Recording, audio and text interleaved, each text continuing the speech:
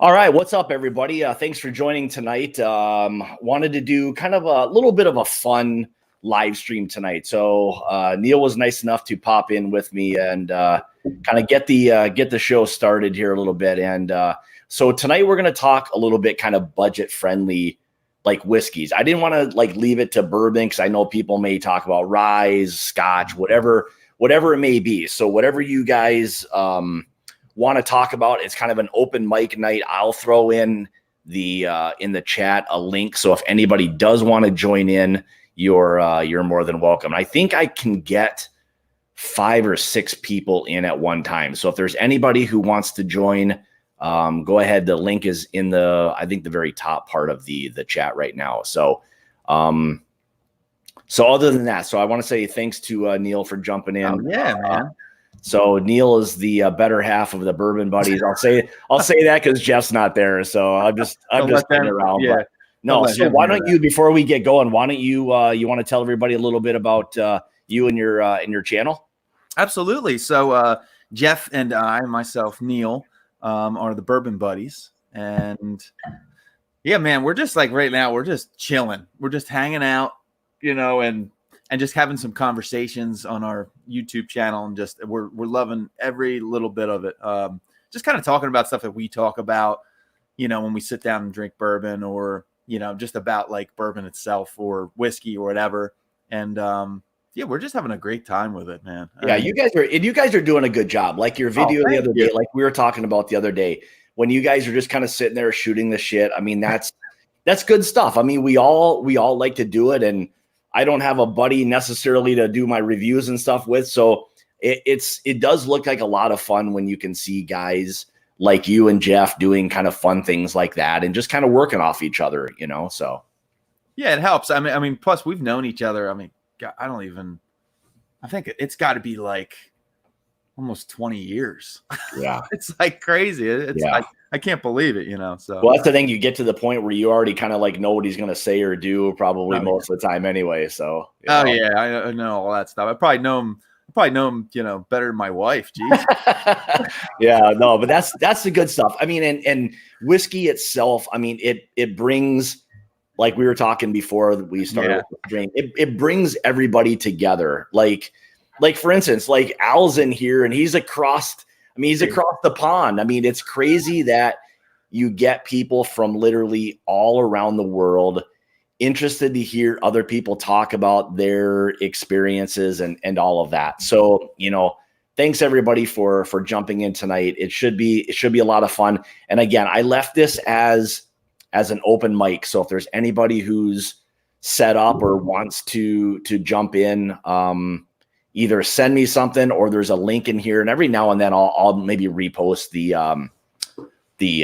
link just so that you guys can see exactly what that is. So, all right, let me see what who's in the chat, and then we'll kind of get going with things, and then I'll leave it open to you guys. So, I mean, really, my first question is going to be, really, what do you guys consider your like budget friendly whiskey, and how much? I mean, that's always the important thing, because I mean, obviously everybody makes different amounts of money and all of that, and that can be subjective. So I'm always interested to hear people's thoughts on what they may consider a budget friendly whiskey. So, all right, let me check out the chat real quick, see who we've got in here.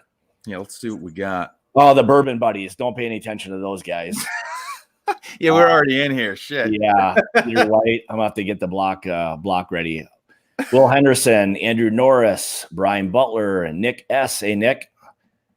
Who else we got? DJ, how's it going? Whiskey Straight Al again. I was just talking about Al before. Robot Scott, how's it going, buddy? Ben Eves, how are you? Who else do we have? I think that's it right now. So hopefully we'll get going a little bit. So, all right. So DJ put in here, very first one. Actually, let me go back to Will. I'll try to highlight as many of these as I can, and then we'll kind of talk a little bit about some things. But so Will Henderson's got Early Times Bottled and Bond, Wild Turkey 101, Buffalo Trace. So again, those are probably, classic ones right there. All great whiskey. That's the thing. You do not have to spend a boatload of money on really good, whiskey. We all know when we have a good whiskey, but I don't think every single night, maybe you can't afford it, or you don't always want that like super premium something. That's the absolute truth, because if you tap into, let's say, Elijah Craig barrel proof every night, which, hey, you know what, I can get used to that. But yeah, it's kind of nice to just have something at that 90 proof range or 100 proof range that you can just kind of go to, and it's not, when you drink it, you don't feel like shit if you over pour it, and it's kind of like, something that's just in the background. You don't really have to think about it too much. You can just come to it, drink it, have fun, Yeah, that's the thing. We all really enjoy, I think, a good barrel proof and all of that. Oh, but yeah. Not every night, Monday through Friday or whatever, do you want to sit down with something that's 125 or 130 proof. You just want that nice bourbon flavor, and that's good. A good 90 proofer will always do, really well. So you got, whether it's Buffalo Trace, Four Roses, Wild Turkey 101, whatever it may be. Mm-hmm. Those are all great bourbons at a really, really good value. So, yeah, no, Scott, if you when I say budget, right? Where would you kind of like, what price range would you automatically, your brain just goes boonk? So I guess for me, budget, for whatever reason, like immediately I start to think of like maybe $30, maybe. Okay. But and the only reason I say $30 now is that it seems like the envelope has been pushed in terms of value. Things have started to kind of creep up. So now what we used to think of as bottom shelf stuff is now kind of starting to move up a little bit. It's not like 12 or 15 bucks. And there are those, and there are some really good ones that are out there that are really, really good values. But again, sometimes people have a difficult time getting them or whatever it may be. So that can affect things as well. Mm-hmm. But I wouldn't hesitate to just get a really good bourbon for $30 and not like worry about like, oh my God, I just spent $30 on something that's not like a super great bourbon. Yeah, I think that $30 price range is that you can open it up to, a lot of stuff, right? Yeah. Like that the mid to high 20s and low 30s. There's a lot of stuff that you can get for that. There really is, and that term budget, that's a little bit kind of misleading. I mean, I would say same thing with like bottom shelf now, is that there's very little bottom shelf stuff anymore. It's almost now more all like mid and upper tier stuff now. You know what I mean? Yeah. So like finding things like someone mentioned before, and I think DJ had sent me something about, and this is kind of where the market's going, but he thought he had heard something about a benchmark, like single barrel or something being like coming out. They have like a whole line that they're trying to put out. And it was just like mind blowing. I'm just like, it's like literally they'll take any brand right now and try to capitalize on this market. Like nobody ever would touch benchmark before unless you were like maybe in college and you needed something to throw in some Coke or whatever. Oh, but even then, it's kind of like almost like bankers club kind of like deal. Yeah. Oh, yeah. I totally agree with you, man. So again, I don't know, like, what do they do with that? Like, is benchmark, are these whiskeys that maybe nobody like goes to very often? Are they now starting to get more premium in terms of age? Are they not allocating that bourbon as much? So I don't know what to think with some of that kind of stuff, like it's already not like great to us. So do I need a single barrel of that? And like, what is that going to mean? Yeah, I don't know how it's going to change it that much. I know there's differences in single barrel, but like, wow, like you're going to have to get some like honey barrel that's, I don't think you can match it. Yeah. So I don't know what to do. So I'm just looking through to see if anybody else has put in here like what some of their stuff would be. So yeah. Hey, Swami, how's it going, buddy? Hey, and if you want to come in here, Swami, if you want to come in, there is a link. Let me just see if I can post it in here real quick. All right, I just put it back in the chat. So if there is anybody like we were kind of talking before, if there's anyone who does want to come in here and talk budget whiskeys or whatever it may be, you're more than welcome. So I saw all right, Wild here's Turkey 101 there. all right. So we got Ari in here. How's it going? Hey, buddy. Hey, Ari Swami. we knew you'd be in here. We knew you'd be in here. I gotta be a whore. Yeah, That's somebody right here. That's okay. That's all right. Touching my arm. Oh, nice. Oh, I like being so close to him though. Yeah, all right, we'll do that. Look, I'm a sandwich. We'll do that. All right. So hey, since you're in here new, what's your budget friendly whiskey? Doesn't have to be bourbon. What's your kind of budget friendly whiskey that's your go-to most of the time? Budget, like I guess Deanston Virgin Oak would be a good budget whiskey that's really high quality, tastes great. And what's that price point for you? What is that? It's $50. Okay, so for us, that's about like 50 cents in the United States. So that's a good Canadian price. No, the Canadian ruble. Canadian ruble, exactly.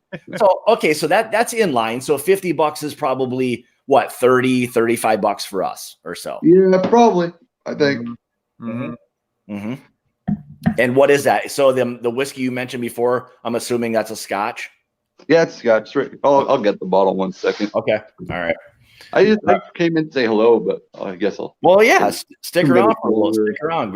Grab yourself your budget pour, and we'll shoot the shit a little bit more. All right, I'm drinking Coca-Cola right now. What's your kind of go-to budget whiskey? Oh man, I have a lot. Of them. Oh, little Deanston. Okay, there it is. This actually here's another really good one that I just reviewed recently that I'm drinking heavily lately, and I guess you could call it budget because it's 18 years of age. It is, however, it's a blended Scotch, but I've been drinking Chivas 18 a lot lately. Okay, which I really like, and that's budget because it's 18 and under $100, so I'm liking that. You can find that a lot of places. But if you want to go like super cheap, like super cheap, and people are gonna laugh when I say this, but it's still like miles ahead of Johnny Walker Red. I'll drink this shit right here. Oh, I've had that before. Yeah, Grant's Family Reserve. Got a lot of budget shit because I'm poor. Yeah, but I mean, the thing is, when you do the conversion, I mean, that's very close to what you're buying is probably very similar to like when we buy like a, Eagle Rare, $30-$35 or whatever it may be, if you can find it. But I mean, your prices, I mean, it just, it is what it is, but that's still very affordable, and you can drink that. So yeah. Oh, here's a really good one that's that I drink quite often. That's budgety. It's about $70. The Ben Riach Bernie Moss. Love that shit. Okay. Actually, that's what I'll pour right now. There you go. That's all stuff you drink, right, Scott? Yeah, I wouldn't even know. Like, I wouldn't have any idea. Even though, with that being said, so if we're talking about that, I did have the other day from Barrel Craft Spirits, all the barrel bourbons and things. They have this what they call like vatted malt, which is just blended malt. That's all. I mean, just a fancy term for blended. And I was really, really surprised as to how much I enjoyed it. So, wow. I don't know if that was a little bit of a gateway for me or whatever, but I really enjoyed it. So that could be a little gateway for you, entering the world. Yeah, I mean, I'm not opposed to trying some other different things, especially with like whiskey and all that. Yeah, I was really surprised as to like the complexity and stuff of it. For me, I think I just started off on the wrong foot. I mean, mine was mostly with stuff that was more peated, and that was just the wrong place to go, So anyway, all right. What's Jim say? Peerless Bourbon. What is this? Peerless budget. Yeah, they're the last thing about budget bourbon at all. So I know you guys in the States now pretty much have, from what I'm hearing, when it comes to scotches, your prices are identical now. It's like I'm hearing not that much of a difference in price range, and that's even before conversion. Well, the problem for us for a little while was that whole like tariff thing. I mean, that killed that part of the market. I don't know if it brought a lot of more people into bourbon or whatever, but I think it started making it just a little bit more pricey than it already was. So I haven't really seen it too much here in Pennsylvania. Like I took a look at some of the Scotch prices, and I don't feel like they kind of went up. I don't know, because with PA being state control, I don't know if they like shielded it a little bit. I don't know. I haven't seen it yet. Yeah, look, that is a fact. That state controlled, like us, because it's province. It's run by the province. You're gonna keep maintain your prices because you have a larger buying market. That makes sense. And more power of the purse. So it tends to be that you're not going to get the high prices that, let's say, independent stores are going to get once the tariffs happen, because they don't have as much buying power. And that's the thing. We're not state controlled, so there can be much more fluctuation and stuff here as far as prices and stuff. You guys are way more controlled with your stuff than, because Pennsylvania is really difficult, I think, isn't it? It used to. It's gotten better. It used to be like you couldn't do anything. I mean, it was pretty bad. In the past, I would say 10 years, it's really kind of it's gotten better. I mean, just with the competition that they have, just with I don't know, with all the different varieties that they have now, it's getting better. They have like a lottery, and they do like this wacky Wednesday thing every third Wednesday of the month, where it's like online at 1:00. You can pop on the website and grab these bottles. They only offer, right then and there. But really, yeah, but it's like impossible. Like the website crashes because like everybody knows people. Yeah, because they want Eagle Rare picks, and it's just it gets crazy. Yeah. All right. So Cooper put in here before, Cooper 57M. He put in here that he's budget friendly for him as Evan Williams bottled and bond. So I think I'm gonna bust into that too. So I'm a fan of it. I mean, $20. Actually, I think it's about $18 for me for a liter of this stuff here. Dude, you really can't. You can't. One bourbon that they have here that I've seen that's at a very decent price is the old Ezra number 7, but not the barrel proof, the bottle and bond. It's actually good. It's actually a good. I think it's a 90 proofer. Yes. It's good. It's good. I actually think that they stopped making that in order to produce more of the barrel strength stuff. Because I saw it's still selling in Montreal. I bought a bottle of it. I didn't get to review it. I finished it off. I bought it during the summertime, so it's going now. But it was like $47 in Montreal, and it was really good stuff. Yeah, that's not bad. I mean, it's for like when it was like on the shelf here, I think it was like in the teens, like maybe 16, $17 or something. Damn. And it was a good price for a decent bourbon. So man. Yeah, that's a really good price. All right. So Peter White put in here, he's got OGD bottle and bond. Yeah, it's another one that's not bad. Again, I think it's probably a little bit more pricey by you, but in terms of the conversion, I think we're probably paying very similar to the same thing. And again, it's another solid, whiskey. For me, I like that 100 proof. When you get to that bottle and bond, that 100 proof, that's just a nice proof for a bourbon that you're. I've never liked a bourbon under the 50 proof. Really, there has it's literally few and far between. I've done a lot of reviews on 45, 46% proof bourbons and American whiskeys, Canadian as well. So don't think it's just American stuff like Canadian rye, things like that. Anything under that 50 proof mark never impresses me, because being a Scotch drinker, I need a lot of flavor profile, and the alcohol does carry the flavor into the mouth. So I do find that it's just because of bourbons and ryes having I don't want to say a lack of flavor, but like not as much in the wheelhouse of what Scotches carry into the mouth. So it tends to only interest me when they're above 50 and above when I'm drinking bourbons and Scotch, bourbons and ryes are the only ones that seem to like get me happy. Okay. Yeah, because I mean, aren't most Scotches fairly low in proof for the most part? Well, I would say for the past 5 years, the regular now has been 46. There are a lot of 43s and 40s, but they're becoming fewer and fewer. and it's becoming a lot more of the 46 and above. A lot of cast strengths are coming out. A lot of companies but cast strength doesn't automatically mean that the whiskey's going to be good, though. By the way, because a lot of times they're putting it at super high cast strength. The whiskey is shit, and they're trying to hide it by high proofing it. They can hide a lot of shittiness. Yeah. Because a lot of people will automatically assume, oh, it's cast strength and it's unchill filtered, so it's good. That's not the case. It's still, like I said, that Chivas Regal 18 is 40% and it's colored to shit and it's great. Yeah. So depends. It always depends. All right. So what do we have here? You guys can probably comment more on this. So Will Henderson says, not a huge Scotch guy, but like the Old Putney for $40. That's because you're a pussy. All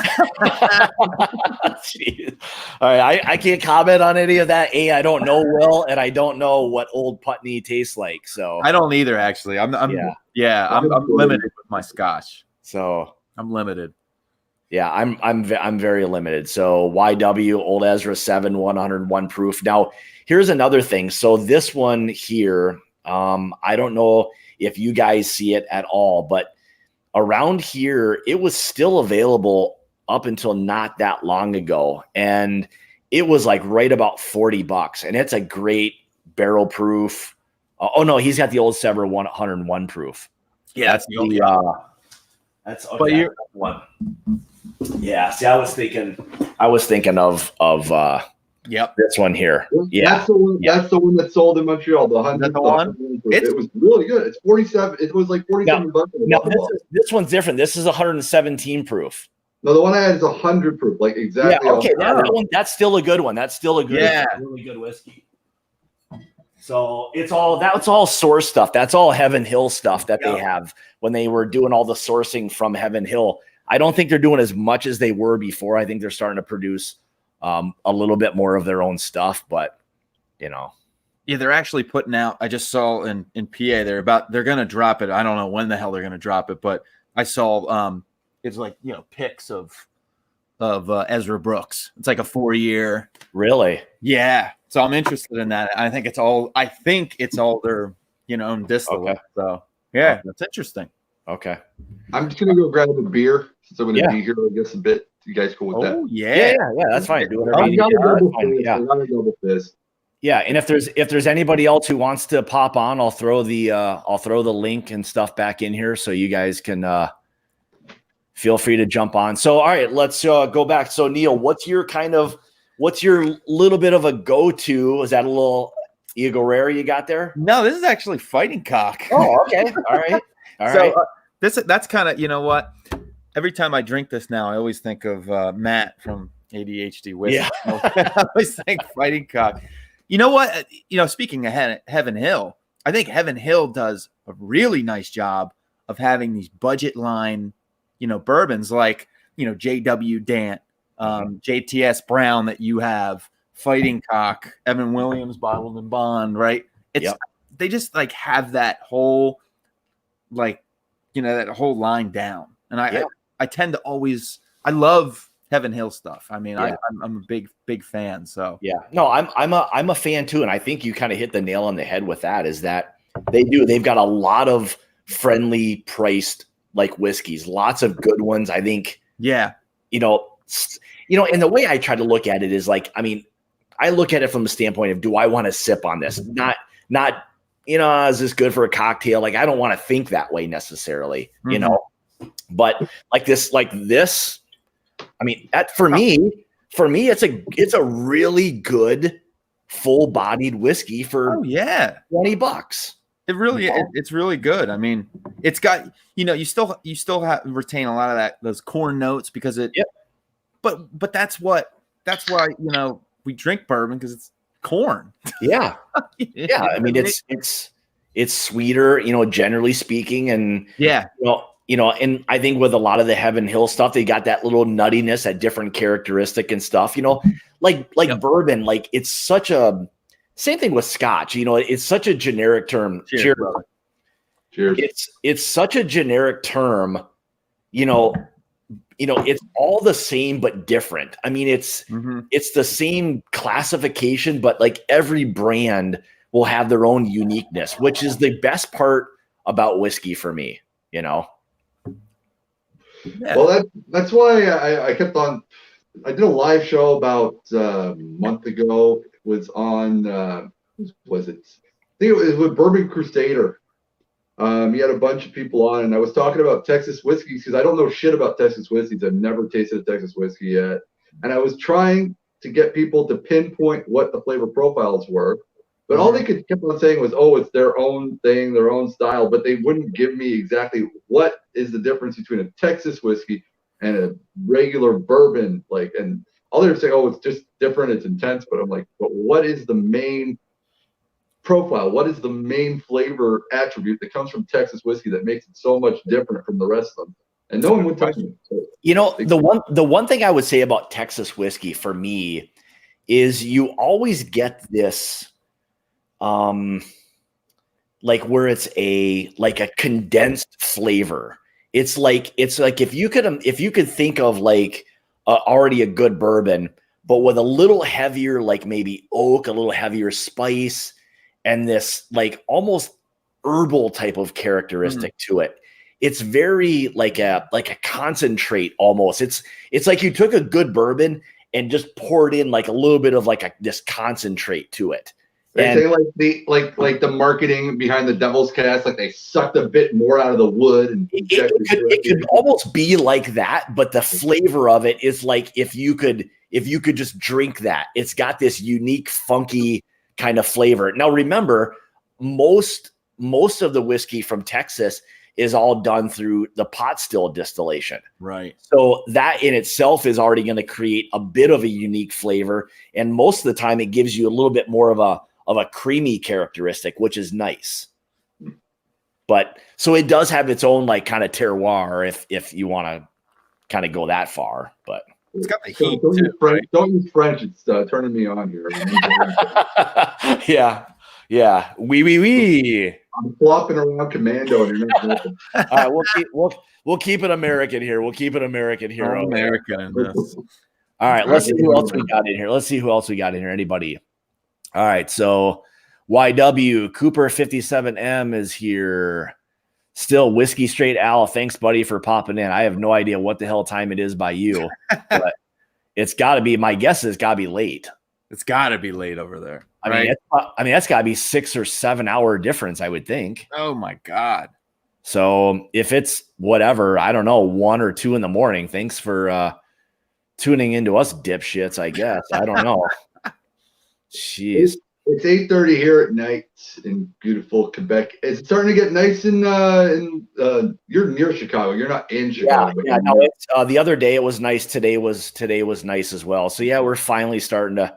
It was probably 45 degrees for us today. So yeah, it was +7 today in Montreal. So it's starting to get up there. So I'm gonna be able to pull out the bike on the 16th. I'm pulling out the motorcycle. I can't wait. So there you go. That's all I'm waiting for. Oh yeah. Do you guys have that law in the States though? Can you ride any time of the year, or do you have like in like let's say Chicago, there's like winter tire season where you're not allowed to ride a certain point? No, you. I mean, hey, if you want to ride in February and it's like 20 below, I mean, more power to you, But yeah, absolutely. We got the law. You're not allowed during winter tire season. Al said before it's basically 12:30 where he is a.m. Damn. So Al's keeping it up late. He is keeping it up late. Mm-hmm. So you guys going to join in this week for my 5-year anniversary of the Swami Swab roast, where every channel can pop in, do 3 minutes, and rip on me and treat me like shit, and I can't answer back. I'm going to be on mute the whole time. When is that going to be? I have a few things I want to say. Saturday 10:30. Got a bunch of channels already lined up. It's just going to be people coming in. I'm going to say a little something at the beginning, then I'm putting myself on mute for the whole show. So I won't talk, and I'm just going to sit there, and I expect to be completely just emotionally destroyed by the end of it. I find it very hard to believe that you're not going to say anything throughout the entire show. The whole show. Wow. On mute. Hit the mute button. Yeah. Rod J Ventures from Beer, Rod J from Beer Reviews. Yeah. He came up with the idea. He said, Swami, you got to have one night where we just get to roast the shit out of you because you've been a prick to everybody since you've been on YouTube. And I'm like, yeah, why not? All right. So Matt from ADHD Whiskey says he wants to be part of that. He wants to roast. Come on in, Matty. Come on in. I'm You're gonna able to do I'll add it. you to the group, Scott. I'll add you to the group too. I have it on Facebook. I'll add you and I'll add Matt. And I'll send the link in there, and everyone come in. They can do like 5 minutes about how much they hate me. It's gonna be awesome. It's gonna be all right. So I'm gonna have like a total hate erection. It's gonna be beautiful. Yeah, that'll be an interesting. All right. So Peter White says Will Henderson. He said something about the 2014 Willet 4-year green wax single barrel rye as well. I don't know. I forgot their part of their conversation, but what else do we have here? Linux Cat, thanks for jumping in, bud. All right. So Neil, what are you drinking? You're drinking a Fighting Cock now? I was, but I'm going to switch to Rebel Yell 100. I love this stuff. For the price. How does it compare to the Cowardly Pussy? Oh, very, very well. It ranks right up there. It's within a hair. Well, there goes my monetization for this stream. You knew it was coming. I mean, yeah, I knew. I was like, oh shit, here we go. Yeah, monetization. Who cares, right? Yeah, right. YW said he's trying to kill a Heaven Hill 7 bottle and bond. So nothing wrong with trying to kill that one. That's a good pour right there. So what else we got? All right, so let's see. So super chat. So it'll cover the swearing expense.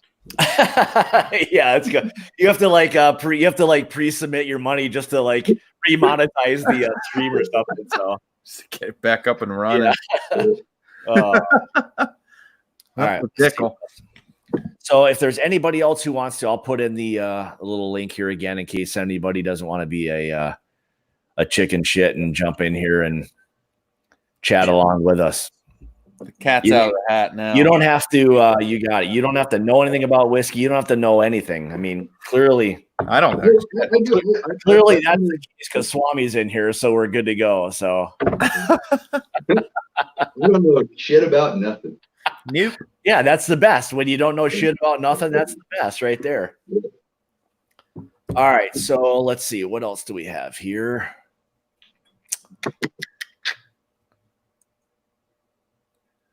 You got to be careful though when you invite everybody on. I had a live show where I did that, where I was like open mic, everyone comes on, and I had literally a crackhead come on. Everyone was like, "What the hell is Swami doing? Who is this guy?" And he was like drawing erotica Batman anime and stuff like that. It was like some weird stuff. I would welcome that guy right now just to see how. Hell yeah. Go. So if there's like Swami said, if there's any anime crackheads out there who want to join us right now, you're more than welcome to. I don't discriminate. Right? There's zero discrimination on my part. So so progressive, Scott. I know I'm very, very progressive. So with that being said, so what else do you guys kind of tend to go to if it's not one of those nights where you want something big and bold? Like what would be your go-to? What was the one you would reach for most of the time if you just want a good whiskey? Glendronach 12 is something I always seem to reach for all the time. I never get bored of it. It's just a wonderful 12-year-old sherried Scotch when I don't want any peat or any like insanely punchy flavor, where I just want to relax and I'm not really looking to decipher it or figure out something new coming from it. It's just a nice pour. It's a nice drink to relax and sit after a hard day's work at the strip club. And I just want to, relax, knock one back. So amen to that, man. Yeah. Shit. Neil, what about you? I honestly, I don't even have it right now, which is shocking. And I'm kind of now getting scared. My palms are getting sweaty, but Wild Turkey 101, I was like, oh. I love that. I can just go to that and just be like, I'm good. I'm all right. 101 used to be readily sold in Quebec, all right? Yeah. But because of the popularity rise now, and I'm scared now because I have a feeling it's going to jump up in price, and it shouldn't because it's not that great. The reason why 101 is so good is because it's cheap as hell. Yeah, and it's like, the liquor bin bottle. You know what I mean? But it, they're out of the field, and it's about to do a jump because it's starting to miss. Like I don't see it as often anymore. It's like that's weird. It's always sold out. It's not around, and I'm just like, that's kind of interesting. I mean, they've got so much of it. You think it would be everywhere. They make the hell out of that. Also, distilleries will hold product back in order to be able to push price up. Though I suppose they do that. Trust me. Yeah. So watch for it to go up like not a lot, but I'm saying $10 or something like that. Oh, God, I hope not. Yeah, that would be. I mean, if it was $10, if it goes up $10, I mean, that's a lot. I mean, that'd be a lot. You know? Yeah. Oh my God. The rare breed was selling for $35 in Canada, and now it's up to $50. Oh, geez. Yeah. So that's a good point. So, like, at what point, you know, do you kind of start to steer clear? So, like, if I could get like Wild Turkey 101 for, I don't know, I mean, for a $750, what is it? Maybe $25, maybe something like that. I'm not going above $35. Okay. All right. That's fair enough. Neil, what about you? At what point would you start to go to something else if Wild Turkey went to $10 more, let's say? Oh my God. I mean, definitely the Evan Williams Bottle and Bond. I definitely like that. I mean, it's kind of hard for me to get, but JW Dant is like killer. Mm-hmm. But I have to go to Delaware to grab it because they don't have it in PA. Yeah. But I think that's just amazing. You get a 175 of that for like $25-$30. Yeah. I could drink that all day. Now that's the same with this bad boy right here. Yes, Brown. Yeah. Now we don't get it here, and I think it's only Kentucky only, I believe. But again, for a 175, I think it's still less than $20. And 4 years, 100 proof.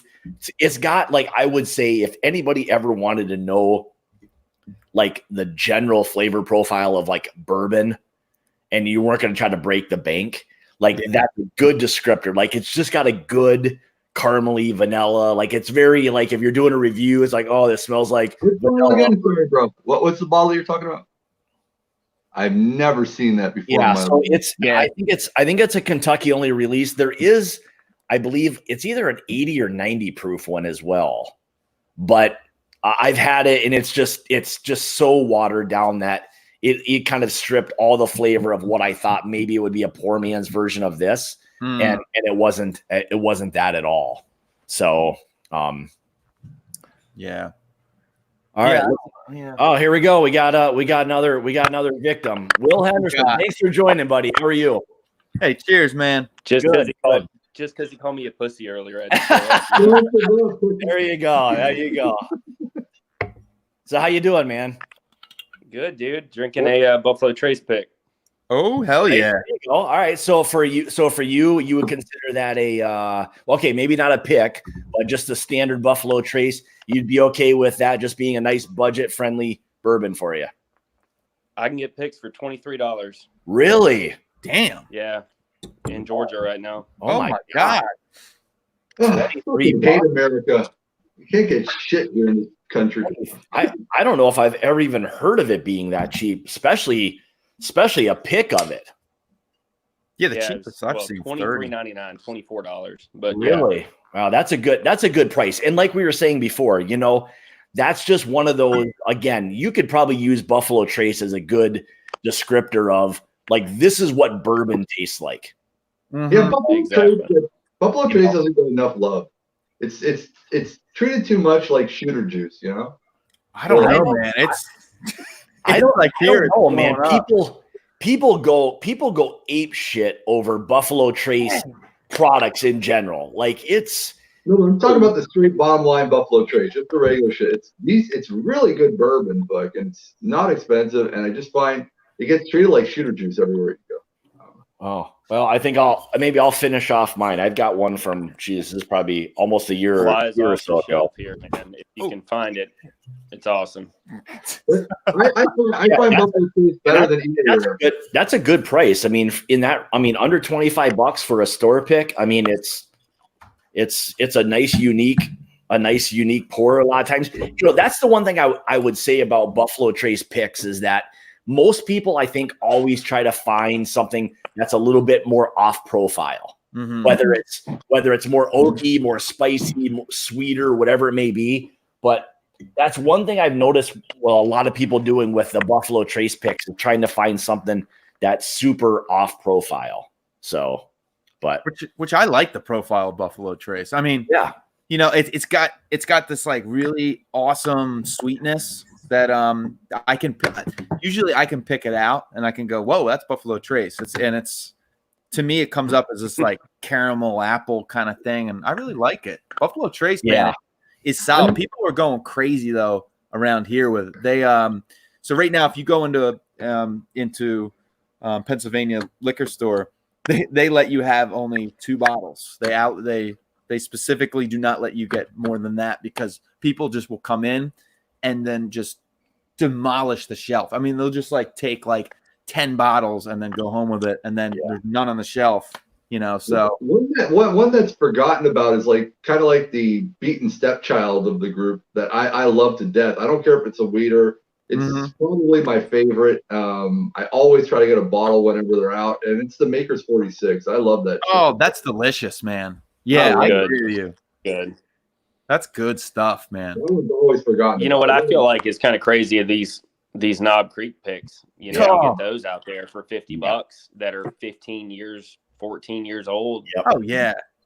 And some of those will sit on the shelf forever, and these, like, you know, a Buffalo Trace pick will fly off. It's crazy. Yeah, and I've said all along, for me, I think that Knob Creek like single barrel, and especially if you can get a store pick, like, to me, it's maybe the best value in bourbon. Like, what you get for it. I mean, like, everybody goes crazy about, you know, super aged whiskeys and things like that, but I mean, most of them that we're all seeing now are anywhere from, I mean, minimum maybe 12 years up to like 15. I mean, they're crazy. I bought this one this weekend. It's 14 and a half. Is that okay? So much better than the Bookers that I've got sitting right over there. Yeah, it'll white Bookers up $90 right now. Yeah, you know, it's crazy. Yeah. I would take two. I'd take 2 of those Knob Creeks over 1 Booker's all day long. This is the old 9-year-old. So. Oh yeah. Yeah. Solid standby. Just even the single barrel 9-year is like great, and not even you know, a store pick of it. Yep. It's almost kind of like everyone talks about them, but it still somehow seems to like fly under the radar. The price doesn't change on it. It just keeps getting older, and the price is like about the same for the most part, you know. Well, it's total because like everybody screwed up. Every time I do the 9-year, the first sip I get is pepper, like crazy. It's nice and spicy. I love that. Yes, some of them will be like, I've got 2 of them that a group by us did, and one of them was way on the sweeter side of profile, and the second one was much more oaky and spicier. You know, this one is total beef jerky and pepper. Oh yeah, that's up my alley. Yeah, and you've got to, and you know, that's the thing, you've got to like that profile. So there's another one like that Will has. There's another one you can't. Yeah, I mean, it's Craig. Oh, you got that's the new rye. Oh, I mean, okay. All right, are we gonna get a live review here on the stream or what? Yeah, give it to us. I mean, I haven't. As good as you guys, but look at Swami just flexing now. Is that an old Elijah? Yeah, Craig? That's the old one. That's the old pirate bottle. This is the last release of the grenade bottle. What's the proof on that one? This one's 68, 136 proof. Wow. Yeah, I think that's what Dusty Dan gave me a sample of that one, and it was ridiculous. Yeah, it's the last one of the grenade barrel balls before they came out with the new style. Yeah. So Will, honestly, what do you think of that? I like it. I think it drinks like a high rye bourbon. I mean, it's, you know, barely legal rye, so it's not gonna like do anything crazy. Yeah. I would prefer like the double rye from High West. I think I like the mint notes and that kind of stuff more. Mm-hmm. But for the money, I mean, it's $29 here. Yeah. Yeah, that was one thing. I just did a review like not long ago of that High West, the double rye, and I hadn't had it in a long time. I was like completely blown away. I forgot completely how minty that was. Oh, it's so good though, right? It was. I mean, it was very unique. That's what got me thinking about like High West. And again, there's another one for me, like their High West, like that American Prairie bourbon. Like I can get that stuff around here for like maybe $22. Oh my God. Yeah. Cheap. Well, here's another one. Very, very cheap. So I mean, I know the everybody's throwing these suckers out there right now, but for $35 here in Georgia, it's hard to beat these redwoods, man. Yeah. Oh, the redwood. I've heard about those. Yeah, that's another one that's kind of like become like kind of hot on the market right now. Yeah, so good for the money. And you're paying what, $35 you said for it? Yeah, $34.99. Okay. What Like, I I love the Elijah Barrel Proof. It was the first, I would have to say, high quality bourbon I ever had, and back in the day. But I have to state that even though it's Tennessee whiskey, it can't be considered a bourbon. Blah blah blah blah blah. What your weird little rules in the states. I think that the Jack Daniel's Barrel Proof kills it now. Oh yeah, Price-wise, you can't get the Elijah Craig Barrel Proof for under 100 anymore.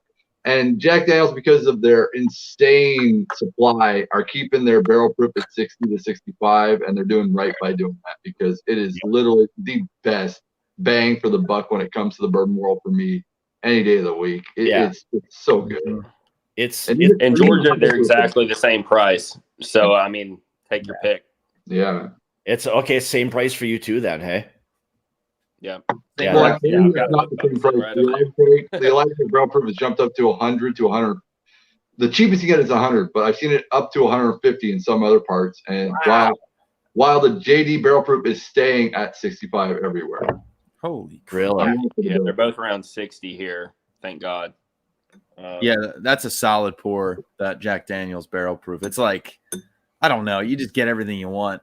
It's just there, and it's always there.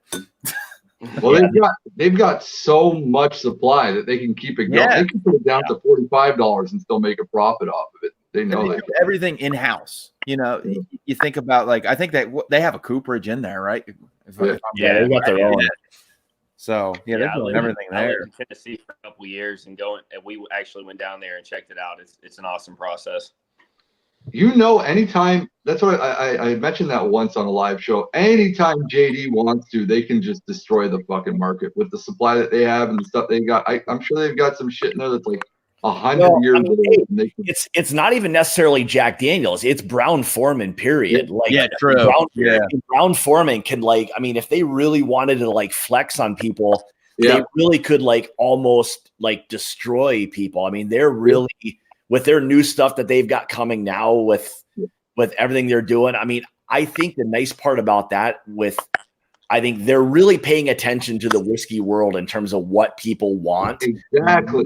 And they're adjusting accordingly. They're not like the old guard where they're like, we're just going to do the same shit over and over again. And then they were just like, I think as much as I don't think Gentleman Jack is a great bourbon, I think Gentleman Jack was kind of their first entry into, like, you know what, people said, it's different, it's nice. And then they heard the voices saying it's different, it's nice. And then from Gentleman Jack, they jumped up to something else. They went to the Sinatra, and they went to this and that. And then now they're like doing the barrel proof. They're doing the single barrel. They're doing the exclusives that are beautifully done.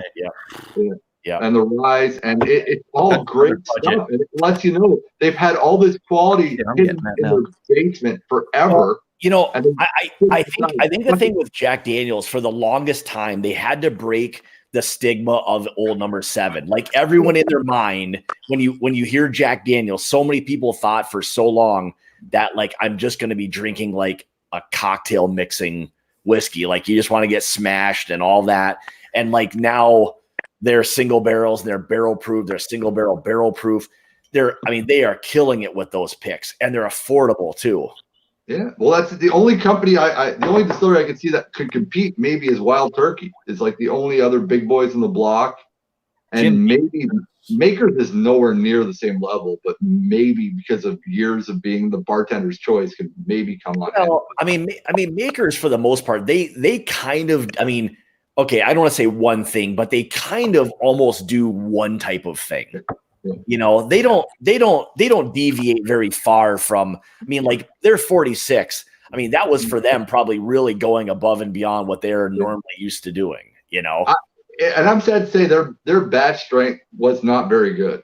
Like, and it's inexpensive. Yeah, their cask strength, that barrel they put out, it's everywhere and it's not super expensive. So, but it's not very good. That's the you don't problem. like that. $50. Yeah. I think their 46. I think their 46 is better than their select and better than their barrel proof. That's just my opinion, though. Do y'all get RC6? Yeah, I was just gonna say that. Canada? What'd you say? I'm sorry, everyone. RC6 is the RC6 batch, and yeah, I haven't had. Y'all get that? I got to try the select. The select I wasn't in love with, and the barrel proof I tried when I was in California during my Route 66 trip, and I was really disappointed because I'm a huge Makers 46 fanatic, and even just the original Makers I've always enjoyed, you know. And I was like, oh well. Yeah, we get some picks down here of some of the barrel strength stuff that's pretty decent, kind of like the RC6. I'm just not a huge weeder fan. I'd rather have the rye in there. Yeah, high rye, man. Yeah. All right, I'm gonna hit everybody with my shameless Patreon plug here. So don't mind the NASDAQ ticker going across the bottom of the screen. Okay. Scott needs your help. You can't. I do. I need $1 a month from everyone. Okay. That's what I always say on my channel. I said if everyone could just do $1 a month on malted in Montreal, I would. Today, I still want to do it. I would remove all stupid ads on my channel. I wouldn't give a fuck, and I would produce the most insane content ever in the world. If I could just get $1 per month for each subscriber, and it would just be over. I wouldn't need any fucking help from anything else. Just sounds like a effed up NPR right now. All right. There's the old Putney 12. Okay. All right. So here's the only reason I drink this. It was started by a Henderson in 1826. Okay. Oh, well, there must be some lineage there then, right? You know, hey. The Old Pulteney is actually not bad juice. I think it was like my 4th Scotch I ever had was the Old Pulteney 12, and it's not bad. I'll drink a Lafroy and stuff. It just every once in a while, you know, it's nice to have something a little lighter. Yeah, it tastes like salt water, honestly. Yeah, you got your maritime salt watery taste in there, but you also got a nice bit of honey to it and a little bit of a tiny undertone of some sherry notes coming through, which are nice on that. It's a very sweet, friendly, really nice. Let's say if you have your wife and you're trying to get your wife into Scotch, Old Pulteney 12 is a good bait to go on to try to get her in. Yeah. I prefer Stack Junior, but we'll you know, it'll do. Well, that's the thing. Like, I mean, you know, on different nights, you know, you feel like something with a little bit of a different profile that's maybe not going to blow you away. You just want a good flavor, and you know, that's nice to have that stuff, you know. Right. Well, to me, it was I was on a cruise ship, Norwegian Epic, and it was an American that got me into bourbon because I was very much a elitist Scotch snob, and it was like, fuck bourbon, I don't give a damn. And he got me to try the Knob Creek for the first time, and it was like back in 2011. I was like, that shit ain't too bad, and that's how I kind of started on my bourbon journey. But before that, what's your favorite Canadian whiskey? That's trademark, by the way. That's $5 right there. It's not, you're not legally able to say that, by the way. Okay.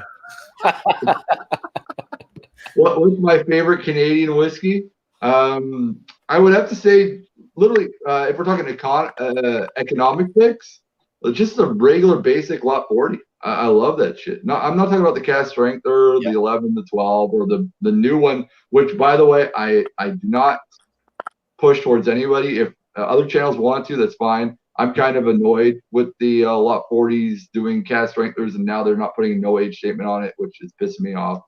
And every year going lower in age, but yet higher in price. So okay, let me interrupt you. Let me ask you. Do you think the reason behind that is because they're now supposed to be releasing that into the States and now they need to spread it out a little bit more? No, it's Gooder Hammond Works. They've got as much supply as Jack Daniels. They don't. Okay. They've been doing shit before the 1800s. They don't need to freaking do this stuff. They have too much. To me, it's just a money grab. Again, it's a bunch of money grab bullshit. Scott, you've known me forever. I'm one of the few channels that's going to say it. I don't care. It's a fucking money grab. Then that's it. They know they can do it. They know that the Lot 40 now has a legendary status, and they're like, "Fuck it, we're just going to remove the age statement, and we'll still charge $120. People are going to buy it because what else are they going to do?" All right. So Peter White says Weiser is 23 cast strength. What's your thought on that? I haven't got to try. I've only tried the Weiser's 18, Peter, so I can't really say anything. It's not sold yet in Quebec, so I'd have to buy it from certain other regions, Peter, which we know we're not supposed to talk about live on air. So I'll see. And are those fairly pricey? No, Canadian. That's a good thing. In Canada, the Rise, you can get some really high. Like I can get the CC, the Canadian Club 40-year-old here in Quebec for under $200, and that's a 40-year-old rye, which is a nice, decent price. I'm pretty sure if it goes to the States, it'll be maybe a little higher up in price, but in Canada, you can get it for under 200. For 40 years, I'm not going to say no. But at the same time, I'm looking at the industry as a whole. I'm looking at cognacs. I'm looking at Armagnacs. I'm looking at rums. I'm looking. You know how I am. The Armagnacs. You're seeing cognacs that are 50 years of age being sold for $150. Yeah. So it's kind of they make rye up in Canada like they did back in Pennsylvania. Ooh, Kentucky. Right, like that's rye whiskey was a thing back in the day in Canada as well, right? But the Canadian law, you don't really have to have that much rye in it to be called a rye. It can be all pretty much corn whiskey, wheat whiskey, with a modicum of rye whiskey in there. Not the 51%. Yeah. So there's not a technical classification for It could be. I think it could be all the way down to like 10% rye or something like that. Really? And still be called a rye whiskey. I can't remember, but I think it's like it could be like 10% or something like that. Okay. We had one. You guys noted the Dark Horse from Alberta Premium in the States, and that one had sherry wine literally poured into it, and it was still called a rye. And we're not talking about sherry aging barrels. We're talking about literally 10% sherry wine was poured into it. Oh my God! Yeah. Well, I'm still convinced that there's people who here when they're finishing whiskeys that they're dumping them into some pretty wet barrels. They're getting a lot of juice in those things, Juice City, man. Yeah. I think the Balvenie 14-year-old Caribbean cask, it was wet barrels, but they didn't say the amount of wetness that was in the barrel. So I'm guessing there was probably good, maybe 5% rum in the barrel when they made it. Yeah, like Honest Charlie says, a little left in the barrel, right? Yeah, it's a subjective term. I think this definitely circles back around to the reason we have the whole Ball and Bond Act. Thank God. Yeah. Thank God. Yeah, I mean, if you didn't, I mean, really, if you think about it, I mean, there could really be some kind of old Wild West kind of stuff where things are just kind of free-nilly and you just do what you want. I mean, that could be a really dangerous thing. I mean, might not be as much anymore, but I think the regulations would prevent just from somebody in the backwoods creating something and then hurting a bunch of people. Mm-hmm. Well, that's what you're talking about. A lot of it was against. Sorry, go ahead. I apologize. A lot of it was against the Canadian market, though. Yeah. They say that we were trying to the Canadian market was moving on, so we were trying to kind of combat that a little bit too. The blenders from up there, so.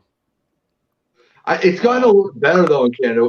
You got a bunch of new distilleries that have been coming out lately, and because of the artisan distilleries, the big boys on the block are starting to understand that people are not going to drink crap, that they want good shit.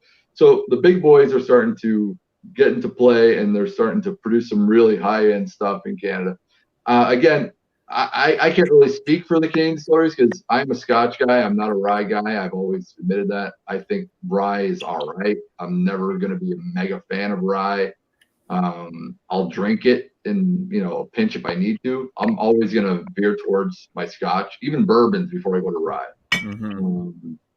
But rye has become, a lot more quality comparison to quantity lately. So Real quick, Swami. Some good shit. What do you think of this bad boy? The Glenbrettons. I've done the 21-year-old. You can go check out. I did a review on the 21. Which one is that one? That's the 12. That's just the 10-year. That's a 10-year. The Glenbretton Distillery. It's got a special place in my heart, but Glenbretton to me is Glenfiddich. Mm-hmm. It tastes like Glenfiddich, but more expensive. Yeah, it's true. You know what? It was cool going up there, though. I did a motorcycle trip up in Nova Scotia. That was cool, man. It was cool to go there at least. Their ice wine bottling is beautiful. If you go there, Glenbretton has an ice wine matured whiskey that is insanely exceptional. The rest of it, I find rather boring. Like, honestly, I'm just being honest. It's not to be mean to Glenbretton. You kind of got to give them props for being the first single malt distillery in Canada. Yeah. But they've been around, I think it's about 100 years now. You know, they got real roots in Scotland because Nova Scotia literally is named after Scotland, and they're pretty much all Scottish heritage people and stuff like that. But the juice itself tastes like, you know, basic Speyside whiskeys. Yep, it's very Speyside-ish. But they're overly priced. All right, so here you go. So Peter White says that the what is that? The whatever this. Hang on. Glenbretton.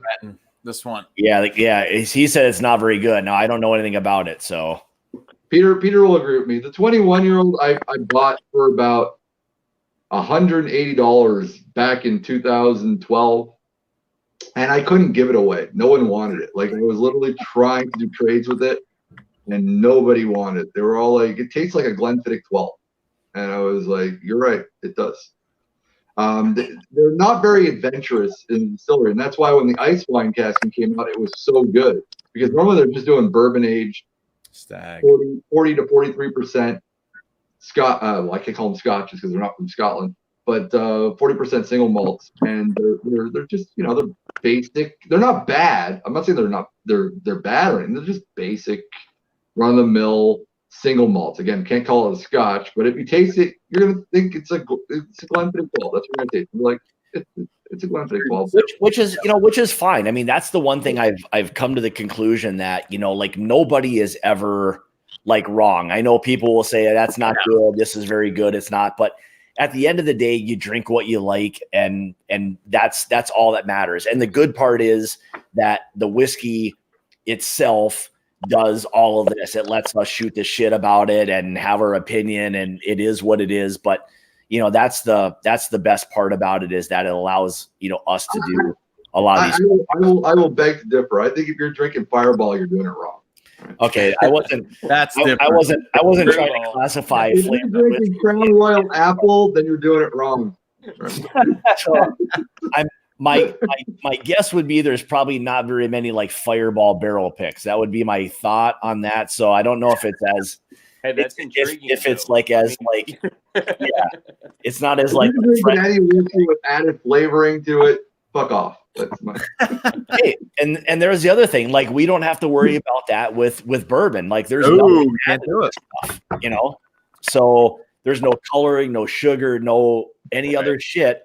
It's natural, and that's the other thing that I like about it, and that I always felt like, and again, I don't know if this is a good classification, but I always felt like when you're doing that kind of shit, that you're like hiding something, you're being sneaky, like by adding color. Like, what did that shit, like, if you got a 20-year Scotch or whatever it may be, and you're adding color to it, like, what the color though isn't about, it doesn't save the money, it actually costs money. But the reason why they're doing the color thing is it's not for the intellectual Scotch drinker or the knower of Scotches. It's for the mass market. It's for, you know, people, when they think of good Scotch, they automatically assume it's got to have an amber reddish color to it. So there's a lot of Scotches out there that are E150 added caramel color to them, not because of an actual Scotch drinker, but because of, let's say, the bourbon drinker that wants to venture into Scotch, and they're used to having that reddish kind of really hard looking color because of the filtration system or whatever you guys do with bourbons, because they're always really dark in color. So it's attracting the non-Scotch drinker to Scotch. So that's the reason for the E50 caramel coloring to it. It has nothing to do with it. Look at Will's comparison. I think he had a Buffalo Trace versus that Old Putney. That 12-year Scotch. I'm trying to get in frame. Sorry, 12-year Scotch, which is very, very, very, very light with no coloring. With a Buffalo Trace, that's 6 years, maybe. Well, but you have to remember that your bourbon is made in like really hot areas of Kentucky and Texas and blah blah blah and all over the state. Well, Scotland is a cold, pissy, disgustingly shitty. That's okay. So here, and they're used barrels, so they've already taken a lot of the good stuff out of them. Here's my argument about like Scotch. When I sometimes get in my mind that people kind of will talk about, oh, there's Scotch is 25, 30 years old, and it literally looks like if I had like a vitamin the night before and pissed in the toilet. It's like it's like that color. It's like that color. Okay, so here, stay with me. So like when people talk about this ultra aged Scotch, again, like Will said, it's a secondary barrel, and like Swami said, you're in a climate that doesn't move drastically one way or another in terms of temperature. Right. So like age can almost be irrelevant. I mean, it's not changing the flavor profile very much over all of that time. It depends on how much surface the liquid is touching, though, because I will say that Scotch, if you have yourself a 12-year-old Scotch and then you have yourself a 15-year-old Scotch next to it, you're going to see a massive difference. You will. Whereas I've tasted a 7-year-old bourbon in comparison to a 12-year-old bourbon, and I don't see a fucking lick of difference between. Yeah. I'm still getting, root beer, sassafras, some potpourri notes, vanilla. It's always the same 4 to 5 to 6 flavors that are coming through on a bourbon for me. Whereas Scotch is like literally, you can put a wheel of like 100 different flavors on it, and you can pinpoint them within. And I'm talking about an amateur Scotch drink. I'm not talking about someone like me who's been doing this for fucking ever. Right, I'm talking about, Scott right here, who's a bourbon drinker. You get yourself your Scotch, get yourself something cheap like a Glenfiddich 12, all right, and then line it up against, a Springbank 15-year-old. You are going to see a massive difference. It's not even going to be night and day. I don't even have to say Glen. I'll put 2 space sides. You put yourself an Annoch 12 versus a Glenfiddich 12, which is a mass-produced product. Compares it to something that's a little lower produced, both at the same ABV, all right? And you will see a massive difference in quality. And you will see a massive difference in taste profile. You'll find mineral notes in one where the other one's going to be boring, straightforward apple notes, Yeah. Whereas a bourbon, I could put a high ender, and I've had some Pappies, all right? I'll put a Pappies next to, a regular basic Elijah Craig 12. And it's going to be really hard for me to really pinpoint why the price is so different. Well, here's what I would say. Like, as far as like the bourbon goes, I think the differentiator for that is when you start getting into higher proofs, you start getting much more complexity. So if you're comparing like a 90 proof versus maybe 100, and you wanted to compare like a 10 and 12 year next to each other, I could see your argument. I think the complexity for bourbons now have come from when you're starting to get into more of the higher proof stuff. I think that's where the complexity.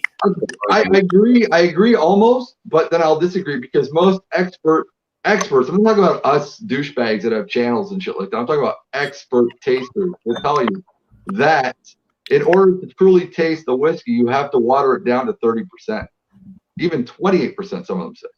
Mm-hmm. So the proof hides all the problems, right? Exactly. Yeah, it's a masker. Mm-hmm. Yeah. But I see with bourbon, I think bourbon really has. I think what you need to look in bourbon is the oak, right? Because you're using new oak, I think the oak imparts such a big taste profile, obviously on the bourbon itself, and I think that.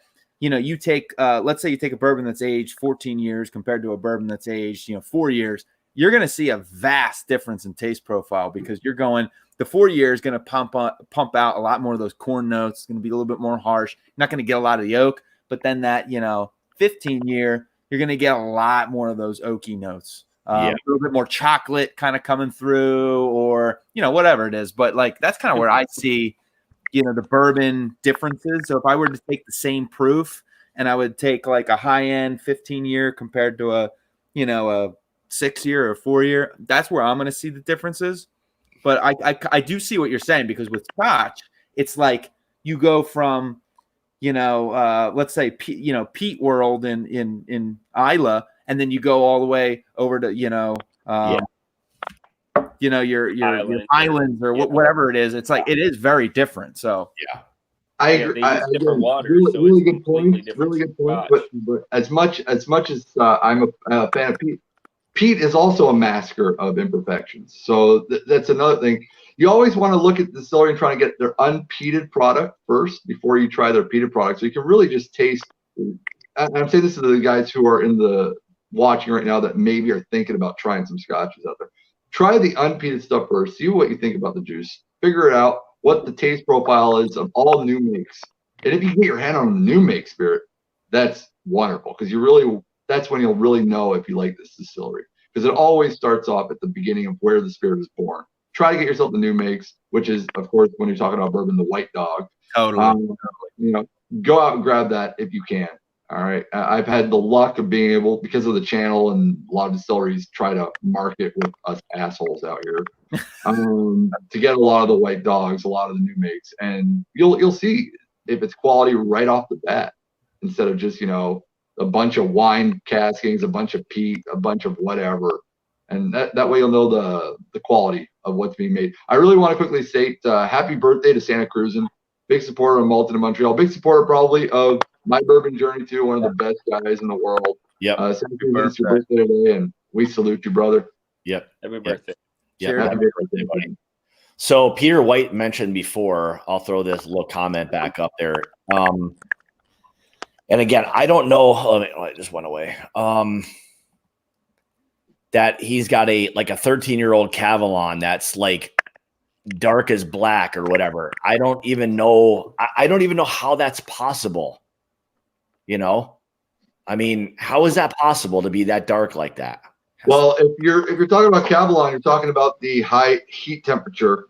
All right. It's made in the middle of the I can't remember the country. That's so bad. Korea? I'm not a big Cavalon guy, but it's in Asia. Right. Okay.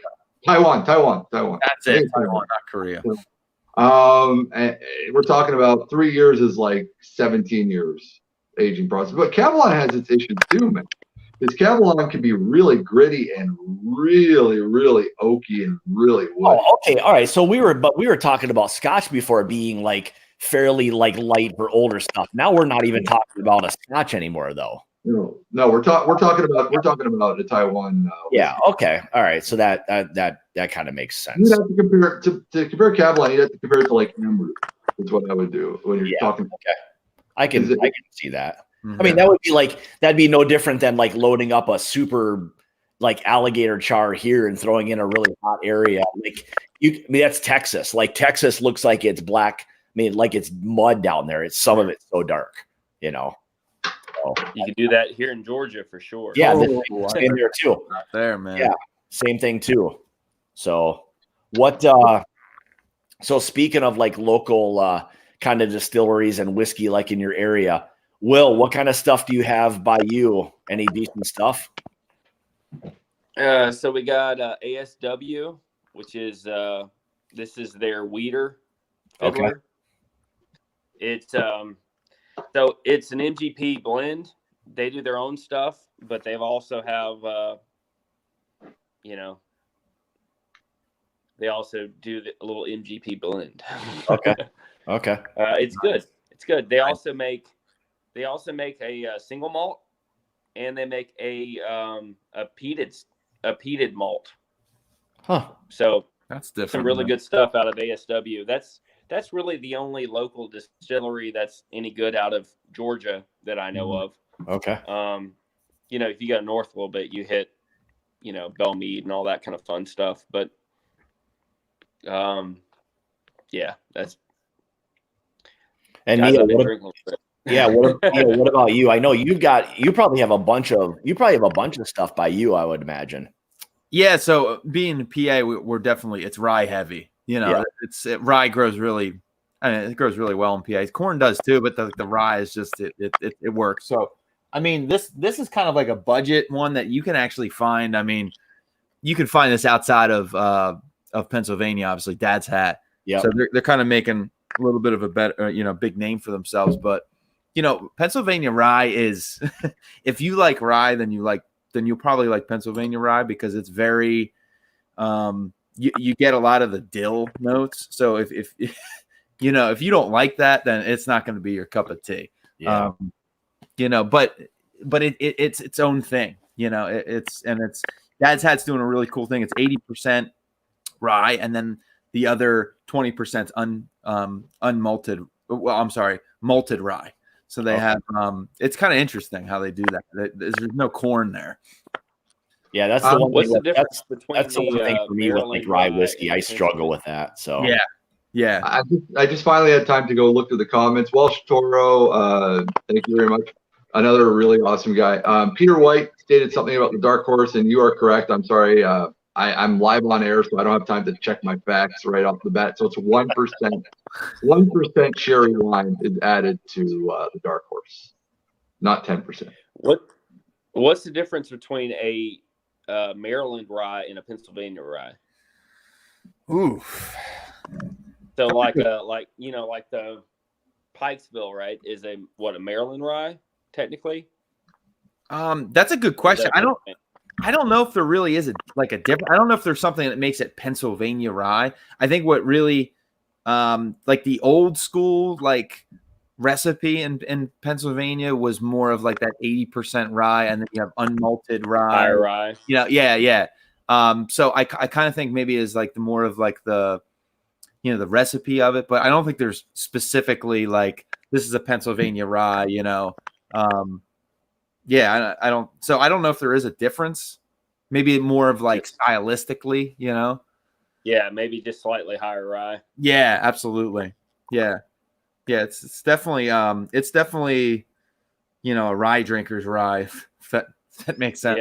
Yeah. Well, that's the thing. Like I mean, with those different profiles, like Neil said before, you get those regions where rye specifically will be heavy dill, one will be heavy mint. I mean, it's just like, and that's always been the one thing for me is that I don't mind like a grainy flavor, but once that dill comes out for me, it's so dominant that I kind of steer away from it a little bit on, for me. I like pickles.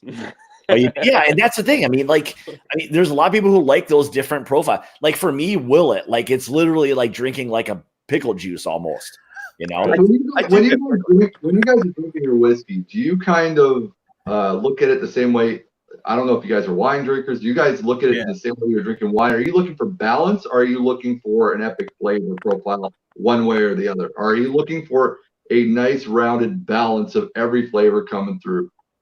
Yeah, for me, I guess I would say like complexity, especially in something. If I'm gonna pay a premium for something, the complexity of something that like dark, deep, rich, whatever it may be, is what I want in a bourbon. Like so you're gonna want Knob Creek single barrels. Like you could take that $45 Knob Creek single barrel store pick for $45. That's what I want in a good bourbon.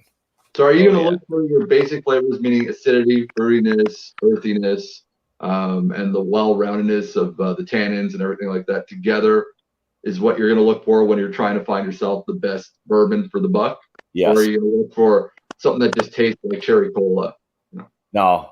Something like I think you said before. I think we all want that like well-rounded. I mean, I think everybody's got a particular type of thing they may look for, but like at the end of the day, you want that like well-rounded, like complex type of bourbon. So I do it. So what do you think? Even if you like the flavor, but let's say if the flavor profile that you like overloads the rest and kind of puts everything to the background, are you going to think of that as a missed whiskey, something that's a failure, or are you going to think of it because you like that flavor itself as a good whiskey? That's a good question. I think, all right. So let's take let's take like a rye whiskey. If like the dill note's like strong, right? I kind of go, all right, there's the dill note, that's obvious. And then I go, all right, let me try to look underneath all that. Am I getting any sweetness? Am I getting tannins from the barrel? Am I getting a good finish? I do kind of look at it, from kind of a wine background, and I want all those things to kind of be in check. But if I take, like, let's say Lafroig, right? So peated Scotch, and I take that and I go, all right, well, let's see what I get out of this. I mean, if I don't know anything about it, I mean, that peat's just going to knock me on my ass, but but once you get past that peat, it's like, holy shit, there's like all these sweet notes underneath it, coconut notes, and all this stuff kind of coming out. And I think you got to like train yourself to go, all right, this is a prominent note in this, whiskey or whatever it is, wine or whatever, but is there anything underneath it? And if it's just that note and you're looking, you're like, there is nothing there, then I'd say it's unbalanced. But I do look for that balance. It's all got to be in check, I think that this circles back around to the cheap options, right? Yeah. So your cheap options where you're looking for, like, I want a bourbon, right? So you're looking for the early times, bottle and bond, something like that, right? But then if you want to experience something, then you go to like a Stag Junior where you've got those dark fruit notes and stuff like that. Or on the Scotch side, you go to like an Ardbeg or something where you've got that smoke, and you experience it. And if you think of it from a wine, like, I'm a wine guy, I love wine. There you go. You look at that deal, like you go from the, like, a really complex Cabernet or something. You can really like chew on it. Yes. It's more of an experience kind of thing, right? So that's the way I look at it. If I'm going to just mindlessly have a, Glencairn full of something, I'm going to go to something like an Early Times. If I'm going to think about it, I'm going to go to a barrel proof of some sort. Yep. Cool. Well said. Yeah.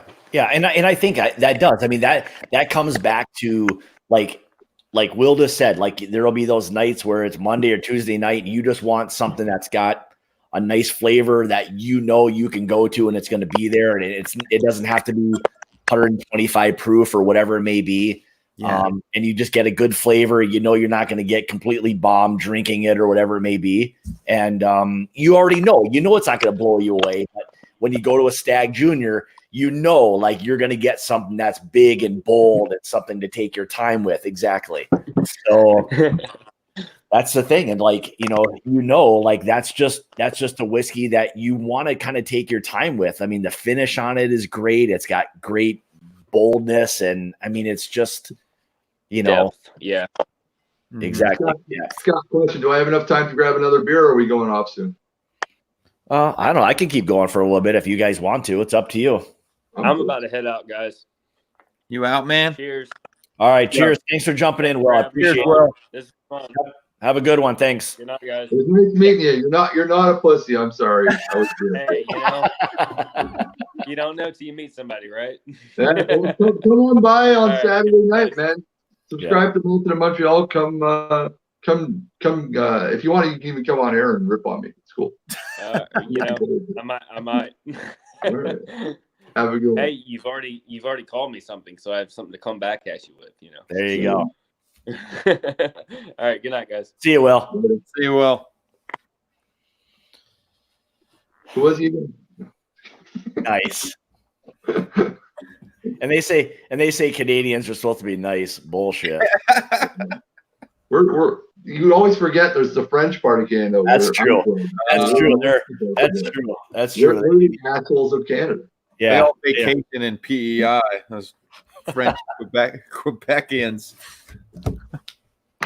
All right. What else do we have? What else we got here? So let's see if we got any other questions or anything. So I don't think anybody else is probably going to join. So I know we're almost an hour and a half in. So it's up to you, Scotty. If you want to stick around, I'll grab another beer. If not, don't worry about it.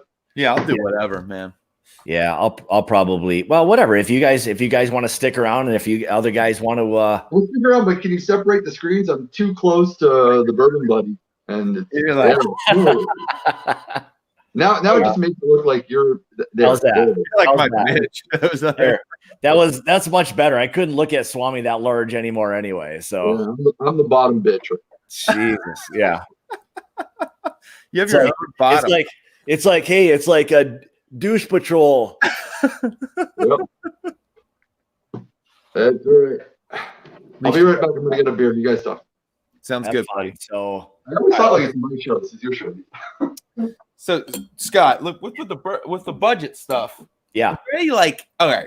So I was thinking about this as we were talking, and I'm thinking like, what like budget barrel proof bourbon would you go to? Because like, you know, like sometimes you do want that, like, let's say it was a hard week. yeah. You come back on Friday, you know, come home and you're like, man, I really want something right away that's going to be like intense, but I don't want something that's, you know, I don't want to go into my like, you know, my stash that's, you know, right $100 or, you know, over. I want to go like sub like $60 or something. Yeah. Where would you go with that?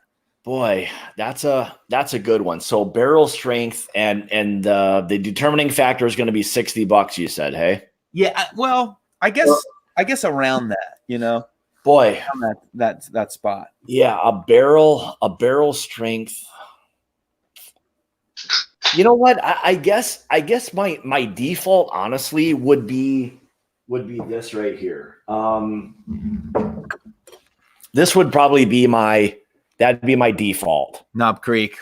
I just still ultimately think for the money, you just can't beat. I mean, it's 120 proof. It's between 12 and 15 years old. Yeah.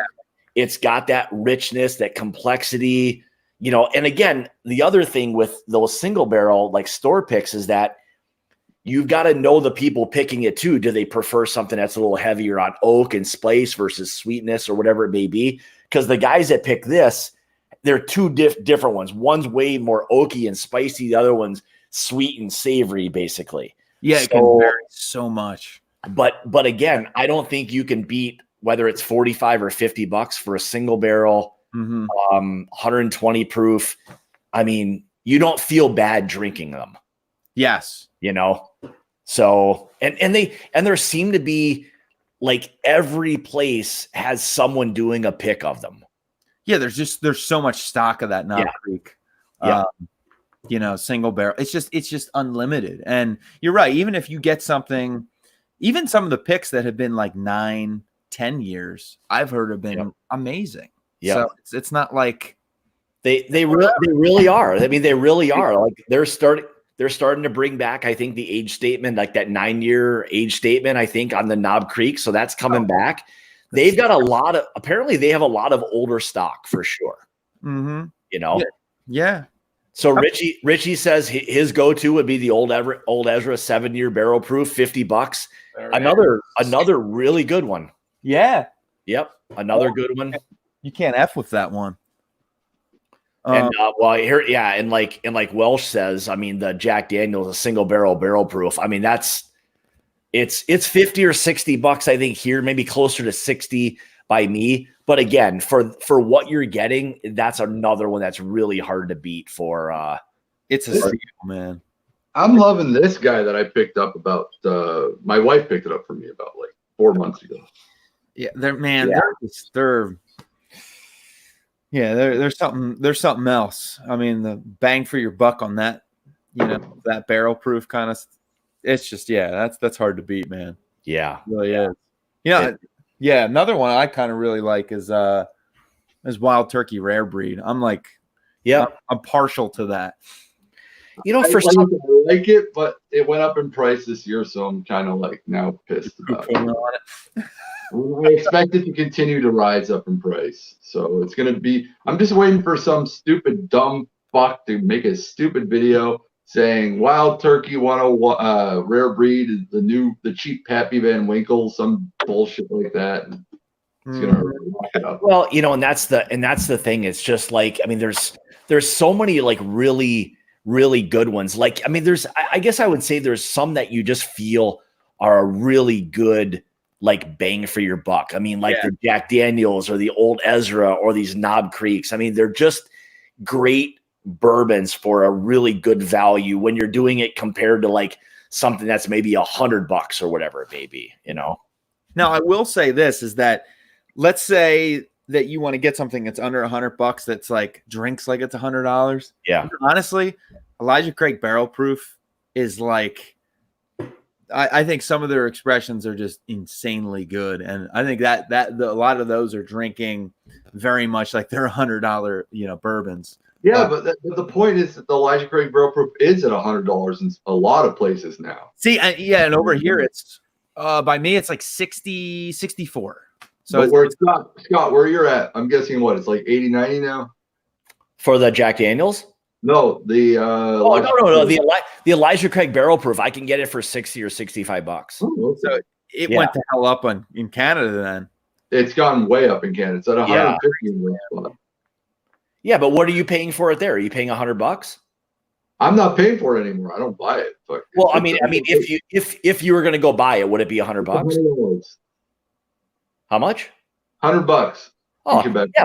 Okay, but by the time you do the conversion, that's not very far off of what we're paying, though. But it was at 65. That bourbon is worth $65. Yeah, it's worth 65. I don't think it's worth 100. I'm not paying 100 for it. Yeah, but $65. If you're paying 65 Canadian, that's like paying $40 for us. I mean, I'd buy it for $40 too if I could. Yes, but I can also buy better stuff that's Scotch for the same price. So I'm not going to pay it.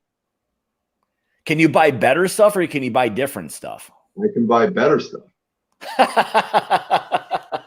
can buy the Jack Daniels Barrel Proof for 65, which I think, and I've done my comparison video where I found the Jack Daniels Barrel Proof better. So I'm not going to spend $100 when I can get the Jack Daniels Barrel Proof for 65. As much as I like the Elijah Craig, I'm not going to spend for an equal whiskey. I'm not going to put in another $35. Yeah. Yeah, I mean, I can see that. And clearly, you like one more than the other. So to you, value becomes the perception of that exactly. Like you like one more, so you're willing to pay more for the other. But isn't that the value for everything? If I like something more, I'm willing to pay it. Like this shit on. Hold on. Yeah, I mean that's exactly it. So I mean, you like the Jack Daniels Barrel Proof or single barrel proof, and I completely get that, and that's a great bourbon, and I think it's worth $60 or $65 for us, $100 for you. I'd pay that all day for that, and I would do the same for the Elijah Craig Barrel Proof. I would definitely pay the same price that I pay for the Jack Daniels Barrel Proof for the Elijah Craig, but I'm not going to pay it for $35 for it. So that's why I'll stick with the Jack Daniels Barrel Proof. Yeah, that's fine. I mean, I can't even argue with that. Like I'm perfectly fine with that as well. So there's no argument for me on that. Those are two great whiskeys. So Neil, your question to me was that what would something be for you that you'd be for a kind of a decent price, for that hard day or whatever you may have? Yeah. So one that would be for a hard day for me, like I said, the rare, the rare breed definitely, but all right. So I might peak a little bit over 60 for me, depending on where you are. I mean, that's another thing is depending on where the hell you are, budget could mean totally something different. But so the Old Forester 1920 is like, it's like a little baby child for me. Like I just love this stuff. And, I've seen this in certain stores, 40 some bucks, $44. And then I've seen it, $50 and $60, so it's all over the place. But yeah, the Old Forester 1920, something that is just, I think, fantastic because it's just has everything you want. Yeah. Complex. I liked it, but unfortunately in my area it sold for $95 and I found it was overpriced. Yeah. See, and that's where it's like in your area and it's not going to be that budget. Yeah. And you'll see that on occasion around here where maybe not by me, but I've seen it before where the 1920 will be $60, $65. Yeah. You know?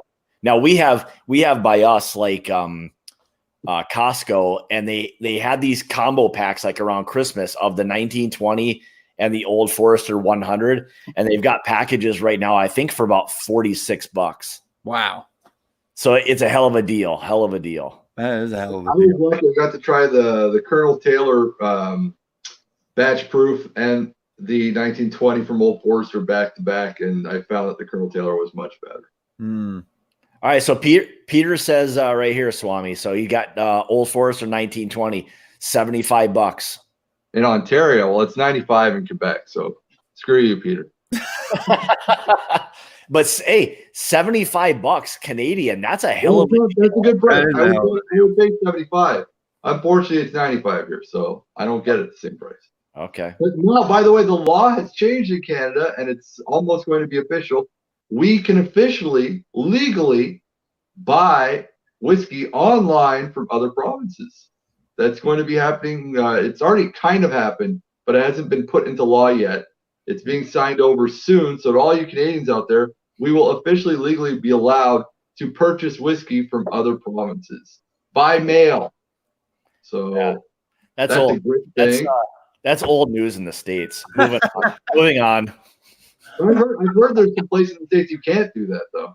Yeah, there still are places. I mean, there are certain states where they can't ship anywhere. I mean, it's some goofy laws. There's no doubt about that. So, hey man, to us Canadians, that's progress. That's a step in the right direction, and I'm very happy about that. The only thing though, they're arguing the only reason why it hasn't been put into law exactly yet is because they're trying to put in some bullshit about us having to pay that province's taxes or some crap like that. Well, you always have marijuana. Go smoke some more weed, I guess.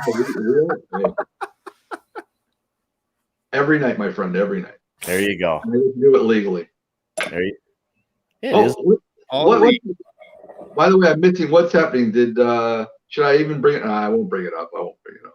Because I know today is like second Super Tuesday. What's going on? Is Swiss cheese brain Biden winning, or what's the deal? No. Yeah, I do think that. I don't understand.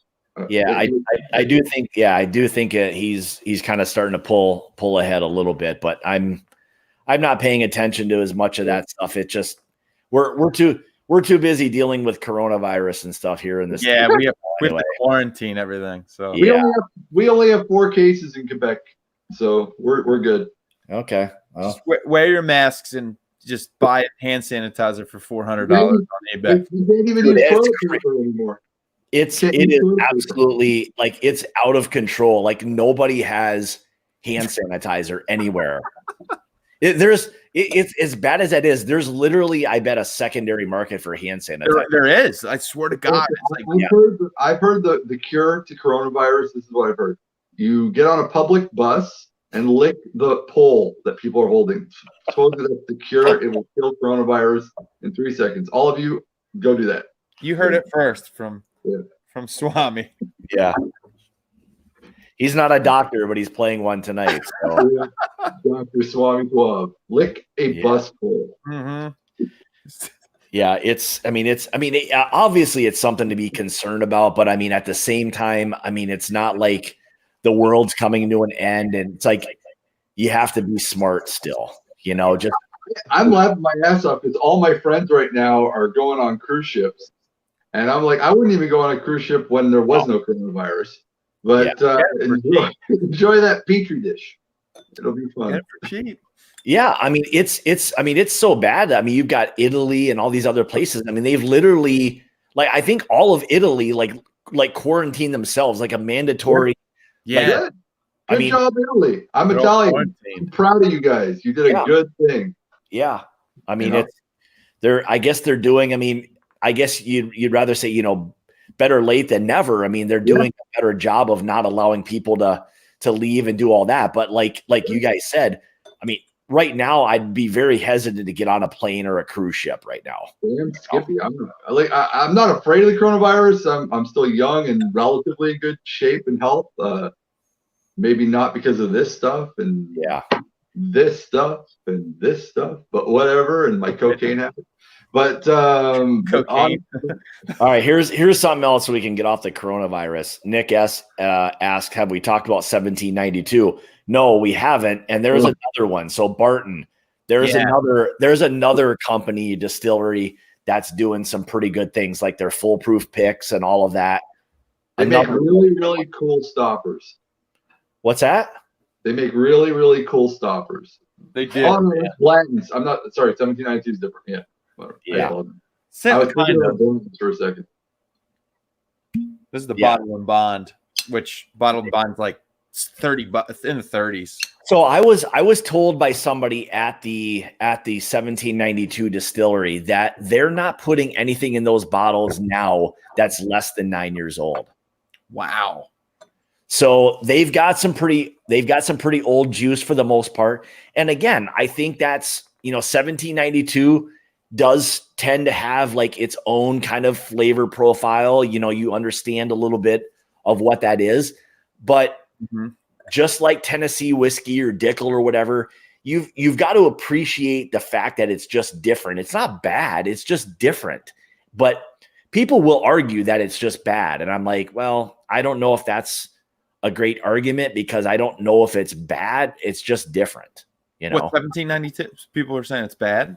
Well, people will say like whatever, just in general, like their definition of something may be like, if they don't like the small batch or whatever it is, they may say that it's just bad. Well, I mean, it's not that it's bad or like Dickel.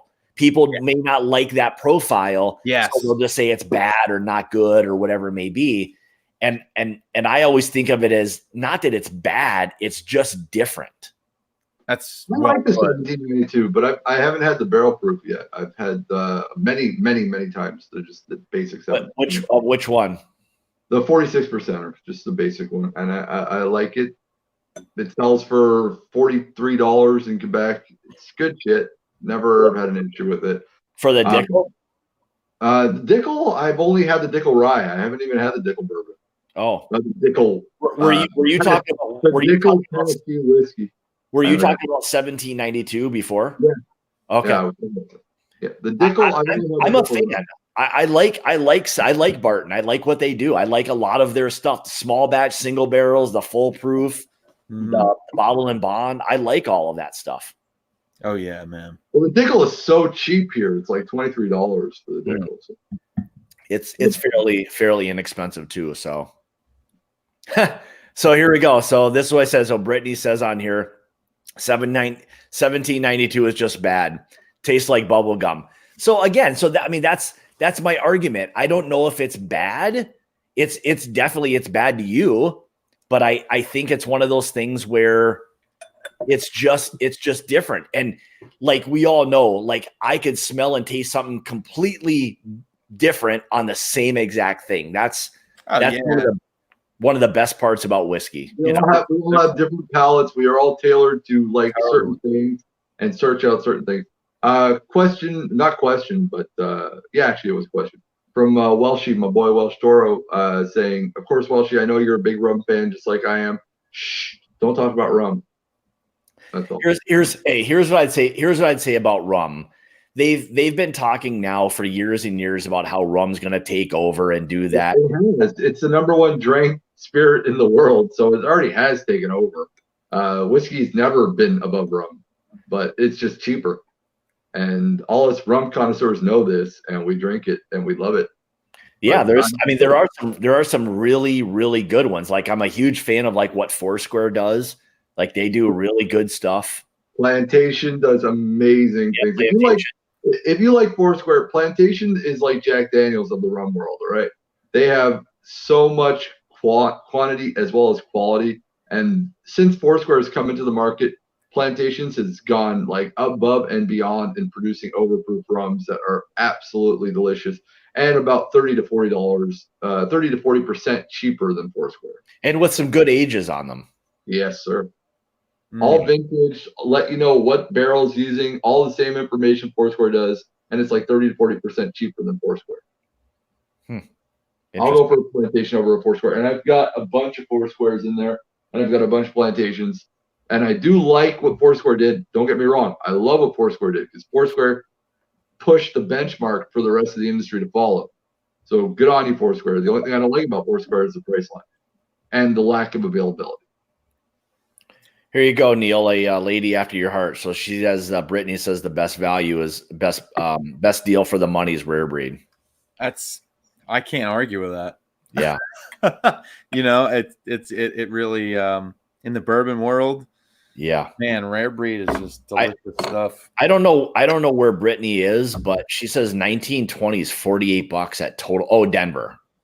See, I believe it because I've been seeing 1920 for That's crazy around there for like 40, in the 40s, 50s. It's like, wow, hey, I mean that's a steal at that price. I mean, I'd buy that every time. Like as soon as my bottle's gone, I'm buying another bottle at that price. No problem. Yeah, that's a pretty good. That's a hell of a deal. I mean, for a sub $50 bourbon, I mean, Jesus. I mean, again, you're into that category in terms of value that you're right in that, that Knob Creek kind of territory. And, I guess I would say like, I mean, as little as $10 is, it's funny because when you hear $48 and then you hear $60, you're like, oh, that's, what a difference, but it's like $12. I mean, you're still getting such a fantastic, bourbon. Oh, yeah. So either one of them, you can't go wrong with either one of those. So, Richie, I would say that Kirk and Sweeney is delicious stuff. I would say, however, Kirk and Sweeney, you guys in the bourbon world should know Bibb and Tucker, right? Yeah. Kirk and Sweeney is produced by the same producers, the Sebastiani family in California, who produces Bibb and Tucker and Kirk and Sweeney. They're good rums. I wouldn't go over the top with saying they're deluxe rums. They're good rums. Unfortunately, the thing with Kirk and Sweeney that they don't have is the price range on them, just like Bibb and Tucker, where I find like a lot of people hate Bibb and Tucker. I think Bibb and Tucker would be great at $40. Bibb and Tucker's issue is that they spent way too much on bottling. That amber glass bottles cost a ton, so they end up marking up the price on the juice, which is not as good as the bottle is.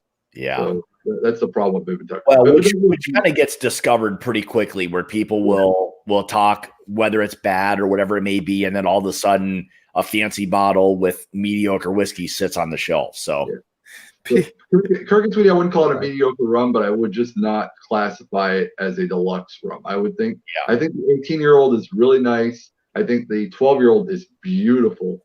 The 23, I was kind of disappointed with, but they're good rums, especially the 12. The 12 is definitely great, and the 18 is definitely a buy. But the 23-year-old Kirk and Sweeney, I would kind of pass on. All right, so here for in honor of Nick S., who lives by me, not long ago, actually last weekend, a local distillery by us released a single barrel proof rye whiskey at 140.5 proof. Damn. So we're gonna open up this bad boy, and there you go. We're gonna get this Tuesday night going here. Yeah, it's all call off work tomorrow. Fortunately, I work from home, so that helps. Luckily, I'm a bartender. I don't work till night, so I'm good. So I'm the only one that's screwed. Yeah, you are. You are. I gotta wake up at like 4 o'clock. 1 in the afternoon, and I don't start 4 a.m. Yeah, 4:30 because the dog. I gotta walk the dog. Oh my god! Don't talk to your wife like that. That's not nice. Yeah, but you know what? I enjoy the walk. I do like it. It's like nobody's out at 4:30, so it's like you get to kind of just like be outside with the dog, hanging out. Well, 4:30, it's one of two things. It's either dog walkers or drunks coming home. One of the two. Yeah. Sometimes the one I thought this. I swear to God, I was walking this one time, had the dog, and I saw this person walking towards me. And it looked like, I swear, like in my mind, I went, oh my God, it's a zombie. I don't know why I thought that. And they were just kind of out there like walking. They were like walking towards me. I'm like, oh my God, like what the hell's going to happen here? Right. But it was just some woman that like tripped and she like kind of lost her balance. And I like shine the flashlight in her face like I was like Yeah. I felt terrible for her. No, it's not. Generally speaking, there's not a lot of good things going on at 4 o'clock in the morning. Nope, you just got to deal with me walking my little. That's okay. Yeah. And I remember when I tasted this the other day, I got down there a little bit before they released it, and man, it did not drink it drank like high proof, but not anything near 140 proof. And again, the thing I liked about what they're doing is that it's a single barrel proof rye whiskey. You don't get a lot of that. No, you're absolutely right. You don't see that too much. It's so like candy sweet and this molasses. I mean, it's such a rich pour. What's the age on that? I think he said it was just over 4 years. In rye terms, that's a good spot because rye you don't have to like age. No, hell, No. It's very a lot of like those like deep molasses, dark fruits, sugars, burnt sugars. It's really good.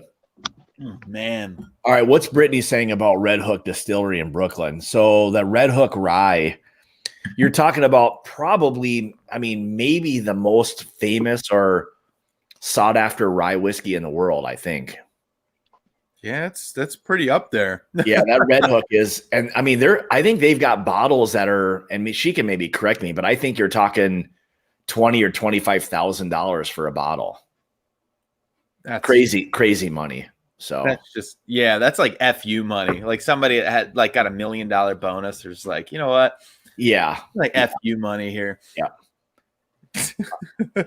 All right, so Monroe Doctrine, he just bought a single barrel of the Old Carter. I'm a big fan of what Old Carter does. They do a great job blending their either their American whiskeys or their ryes or bourbons. They're one of my favorite in terms of high proof, non-chill filter. They don't monkey around with anything. They filter it just with a regular filter, not chill filtering it, and they dump it, and it's incredible whiskey. I think you and I are big on that non-chill filter. I just love that. Here's what I would say about that, and I agree 100%. I think if you were even going to have, and I've got a whiskey that's 80 proof, that's non-chill filtered. It's like a 3-year MGP sourced whiskey. Mm-hmm. And when you compare that to like, let's say like even a Basil Hayden, which probably has a little more age to it. Yeah. The difference on the mouthfeel is night and day, and it translates to flavor so much more. How is Basil Hayden still a thing? I don't know. Dude, I don't understand that whiskey at all. It's literally just junk in a bottle. I'm sorry. I don't know who likes that shit. Man, it's just one of those. It's just one of those bourbons where it's like such a. I don't want to hear if anybody drinks Basil Hayden and then insults Bullet Bourbon. Go suck a dick. Honestly, I would rather drink Bullet than fucking Basil. That's the high end 80 proofer. You know what I mean? That's if you don't want to go past that 80 proof, and you want something that looks nice and that's a little bit high end. Pull out your Basil Hayden, I guess. It's got a little wrestling belt around its fucking my dad buys it every once in a while, and he'd be like, yo, I just got this Basil Hayden's, and I'm like, great, because I'm not gonna drink it. There's just not much. I mean, for all of us, and really I would say almost anybody, there's not much you can do with an 80 proof whiskey, like period. Like, I mean, it doesn't taste like much when you're sipping on it. It's not going to do very well in a cocktail. It's just going to get dominated by whatever it is, whether it's sweet vermouth or something sweet. It's a really difficult proof to do anything. I just don't like the fact that all these Basil Hayden drinkers are ripping on Bullet. That's the thing that like annoys me. It's like, well, I would take Bullet over fucking Basil. It's got a big name behind it, and people will defend it. That's just the way Basil Hayden is. It's just people are gonna. you don't ever hear anyone say, "Oh, can I get some Basil Hayden 80 proof bourbon?" They just say, "Can I have some Basil Hayden?" Because it's got this stigma. It's got a fancy name. The packaging is kind of cool. That's what it is. So, I get the Knob Creek. I get the I love the Bakers. The Bakers is beautiful. I'm really angry about the Bakers, by the way, because I love that it was like the unknown out of the group, Yeah. I bought the shit out of that stuff because it was super cheap and super delicious. And now because all of a sudden they come out with a new different bottle shape for it. And they're jumping on it. I want it to go back to that ugly ass wine bottle that it was in. I love it. It'd be nice. Well, so okay, here. Brittany asked before. She said something. I paid $100 for a bottle, number 76 of 93 of 19 Stone, 14-year-old straight bourbon. I've never even heard of is the company or the whiskey called 19 Stone? Or is it? I'm all right. So here's what I'd say. So it's 84% corn, 8% rye, 8% malted barley. So to me, that sounds like a mash bill from Dickel. Yeah. That corn. My guess would be if you've got that kind of age and it's a high corn and then the 8% rye, 8% malted barley, my guess would be that's probably sourced from Dickel. And you can find out on the back whether or not it says distilled in Tennessee. If that's the case, it's more likely that it's from Dickel. So especially with that kind of age, you'd be paying for $100 for a 14-year MGP. You'd probably be paying more than that, but still, I would say $100 for a 14-year-old Dickel is probably already a little pricey anyway. But anyway, yeah. What else do we have here? Did you see that Joseph Zeldner question? It was the budget unfriendly whiskey. Did you see that, Scott? Yep. Budget unfriendly whiskey. What about top 3-5 high-end bourbon whiskeys for people that are looking for something a bit extra special and maybe not budget friendly? All right. Well, bourbons though, or can we talk Scotch too? All right. So Swami, bourbon / whiskeys. So. We'll do that first. So Swami, I'll let you go first. You can tell him what 2 or 3 of your high-end whiskeys would be. My favorites. I think everyone knows this who watches me. I don't know if everyone who's here watches me. I think maybe 50% of the people here actually watch me.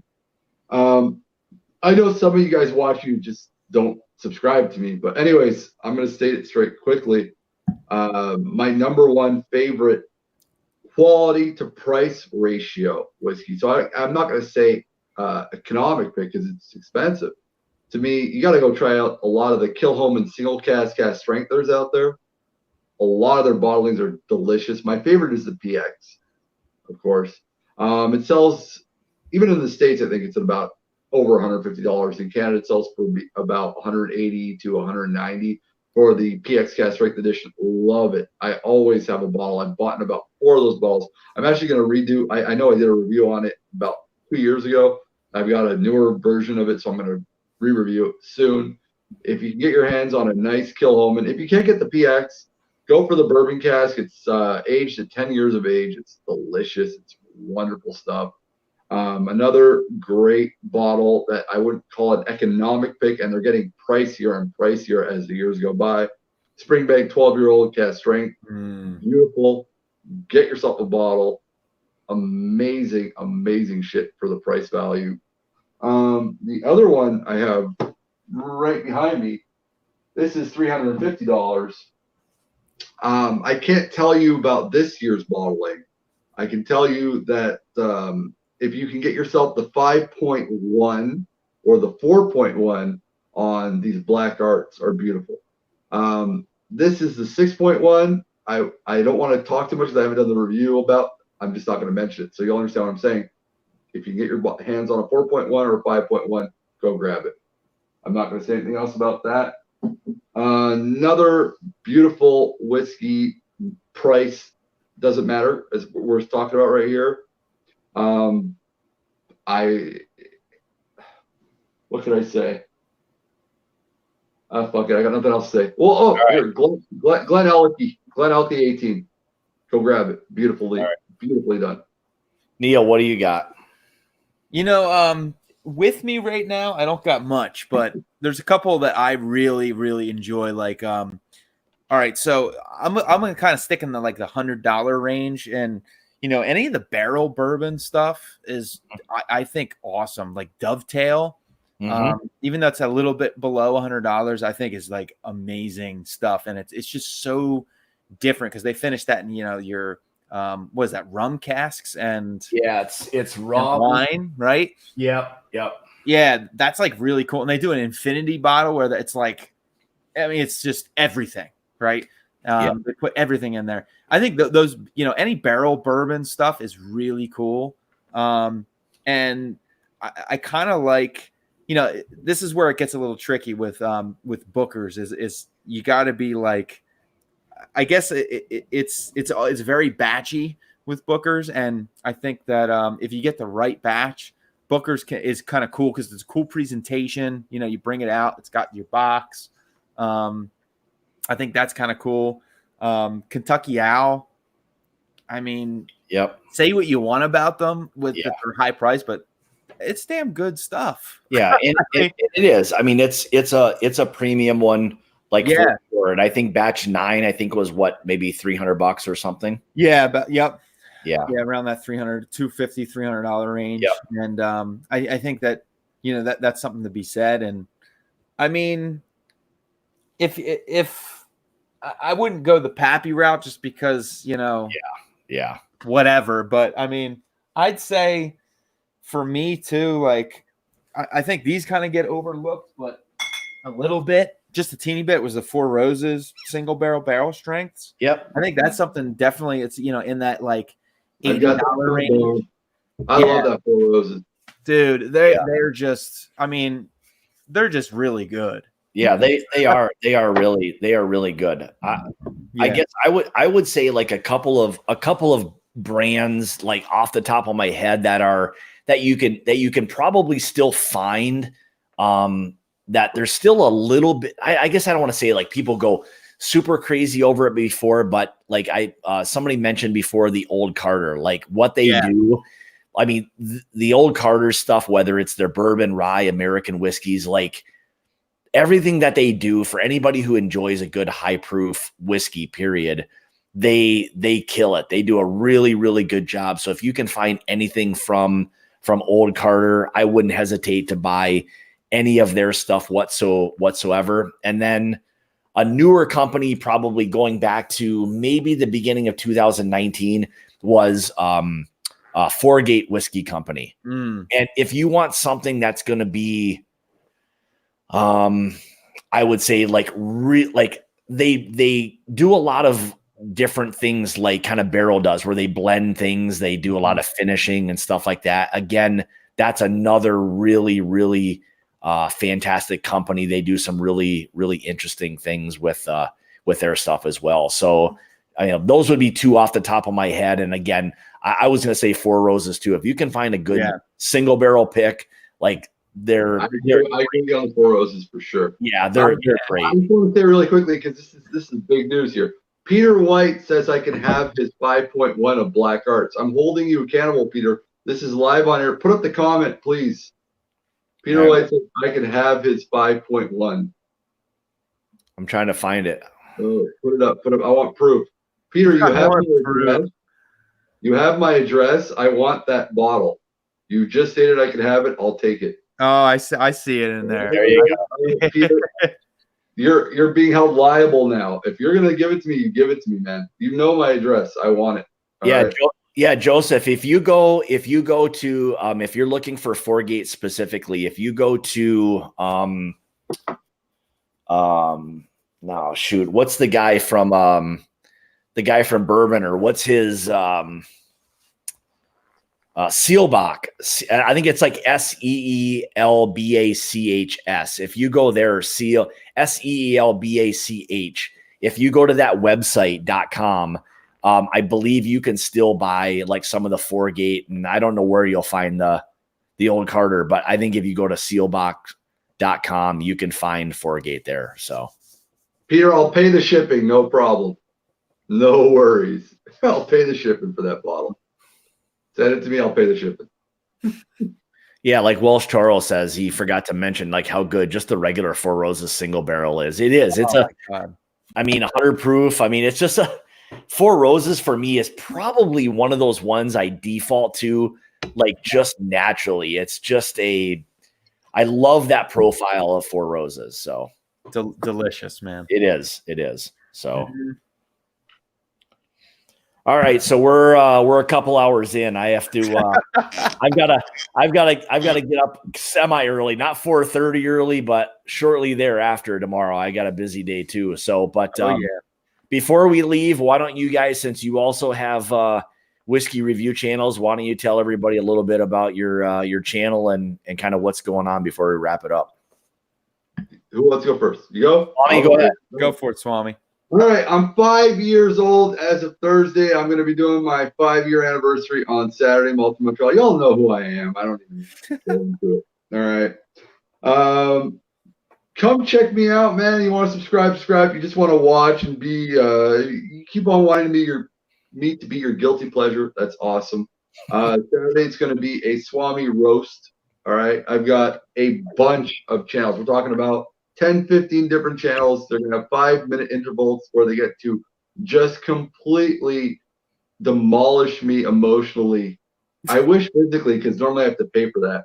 But, they're going to get to come in and just rip on me for all the years of abuse I've given to all these channels, including Scott here, which I love Scott and his really tight feminine T-shirts. Just Here come on. There we go. Mute his ass. There we go. No, nobody. That's part of the mute. That'll teach you. Here we go. All right, I opened it back up for you. You done? Anyway, so come check me out. It's a lot of fun. I know a lot of you guys are regulars. And I invite all the Whiskey Tribe community, all you guys who hate me for all the years that I've been ripping on your Whiskey Tribers, to come in, have a good time. I'll even put you on air. You get to rip on me for all the years that I've made fun of the Whiskey Academy and all you suckers that have paid $12,000 to get them. So come by Saturday night, 10:30. There's going to be tons of channels that are just there. They hate me. They're just coming in to rip on me. Is that 10:30 p.m. Eastern? 10:30 p.m. Eastern, Quebecois, French Canadian time. Okay. And Neil, do you have anything that good? No. Okay. No, tell everybody about your channel. You guys are doing a good job as well, man. Well, thank you. Yeah, I'm just the one half of the channel. So Jeff and I, we just, I don't know. We're just like like I was saying before at the beginning, we're just like having conversations and just recording them pretty much. Like conversations that we have, like just hanging out and drinking whiskey. It's just that we want to put those up for everybody else, because I think we talk about topics that, that everybody else kind of talks about. That stuff like, just stuff that you get pissed off about, or stuff that you really like and you get excited about. So we're just kind of hanging out right now. And I love Neil, by the way. Neil, sorry, big shout out to you, bro. You're a good guy. Thank you, Swami. I appreciate it. You are too, man. You're a really good guy. Thank you, buddy. I'd beg to differ, but whatever. Yeah. Stop wearing your wife's t-shirt. This is the schmedium, by the way, so I stepped her up a little bit. You gotta have the schmedium. Small to schmedium. So we're you gotta wear a tighter t-shirt. I understand. Okay. So, all right. So, yeah. Thanks to everybody for joining tonight. I'm glad you stuck around for 2 hours of bullshit talk. It was good. Hey, this is really what it's all about. Having a good time, drinking some whiskey, beer, smoking fake heaters or whatever that thing is. You got stuff in your pipe. Robo-dick. Respect the Robo-dick. That thing is huge. Holy Christ. Coronavirus all over it. That's what it looks like. Holy Christ. Don't put if anybody sees Swami in Montreal, do not put your mouth on that thing, whatever you do. Don't do that. So thanks everybody for joining tonight, and hopefully we'll see you again next week, and we'll talk to you later. Guys, thanks for joining tonight. Cheers. Cheers. Later.